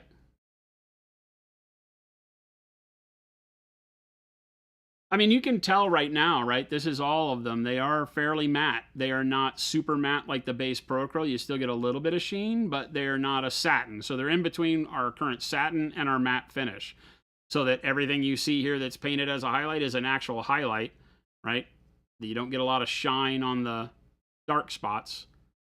Right, so yes, they have a very good matte finish to them to allow it to be very controllable from how you place your light. You don't get to have to chase that shine of the light in your room. If you're painting with a really bright light really close, it's not going to overpower the paint color. You'll still be able to paint a highlight and see it. That's my goal. That's what I've been testing for here today, because I'm basically doing the final testing on the matte finish of the paints, and I'm very, very pleased with it. Painting this cloak and getting this contrast on it has been fantastic. You know, as I shade it for you from the light in the room, you can see the difference between the light and the no light. Very consistent. My contrast is exactly where I wanted it, so I like it. Mike, thank you. Have a good rest of the weekend with Edward. I'm not really playing right now. I beat it. And my other playthrough, I'm about to beat it, and I kind of got bored last night, or the night before last. I didn't play last night, so... But I'll find something to keep me busy. I woke up this morning wanting to watch Sicario so that I could watch the sequel to Sicario, which I've never seen. So I might go do that tonight. Nooks, great. Great. Yeah, I think we're going to have a blast with their launch, and I think people are going to have a whole lot of fun with it. So I'll keep painting this guy throughout the week, this next week with them. I'll start doing some shading and some balancing and things like that. I'll be doing the highlighting on the skin with them. I'll really start working them through their paces. We've still got to do the webbing on the wings, right? This guy should paint up pretty quick.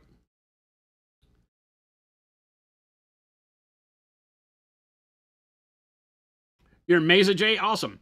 You have a slight drying of your paint on the palette. Yeah, I mean, you know, it's always going to dry. You can see that I added, here at the end, we've been painting now for 3 hours, okay? And so I started with, you You know, I started with the Payne's Gray. It's not usable anymore. Here, let me back this out a little bit. Right? These are old, so don't mind those. This is the Payne's Gray we started with this morning. I don't know if I can. So this would have been. Yeah, I don't. There's not enough of this to really get much out of. Maybe it's not usable, right?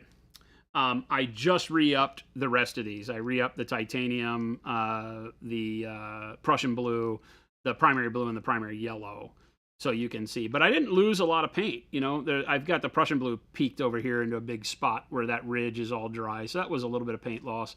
A little bit on the blue, a little bit on the yellow here. That's still usable though.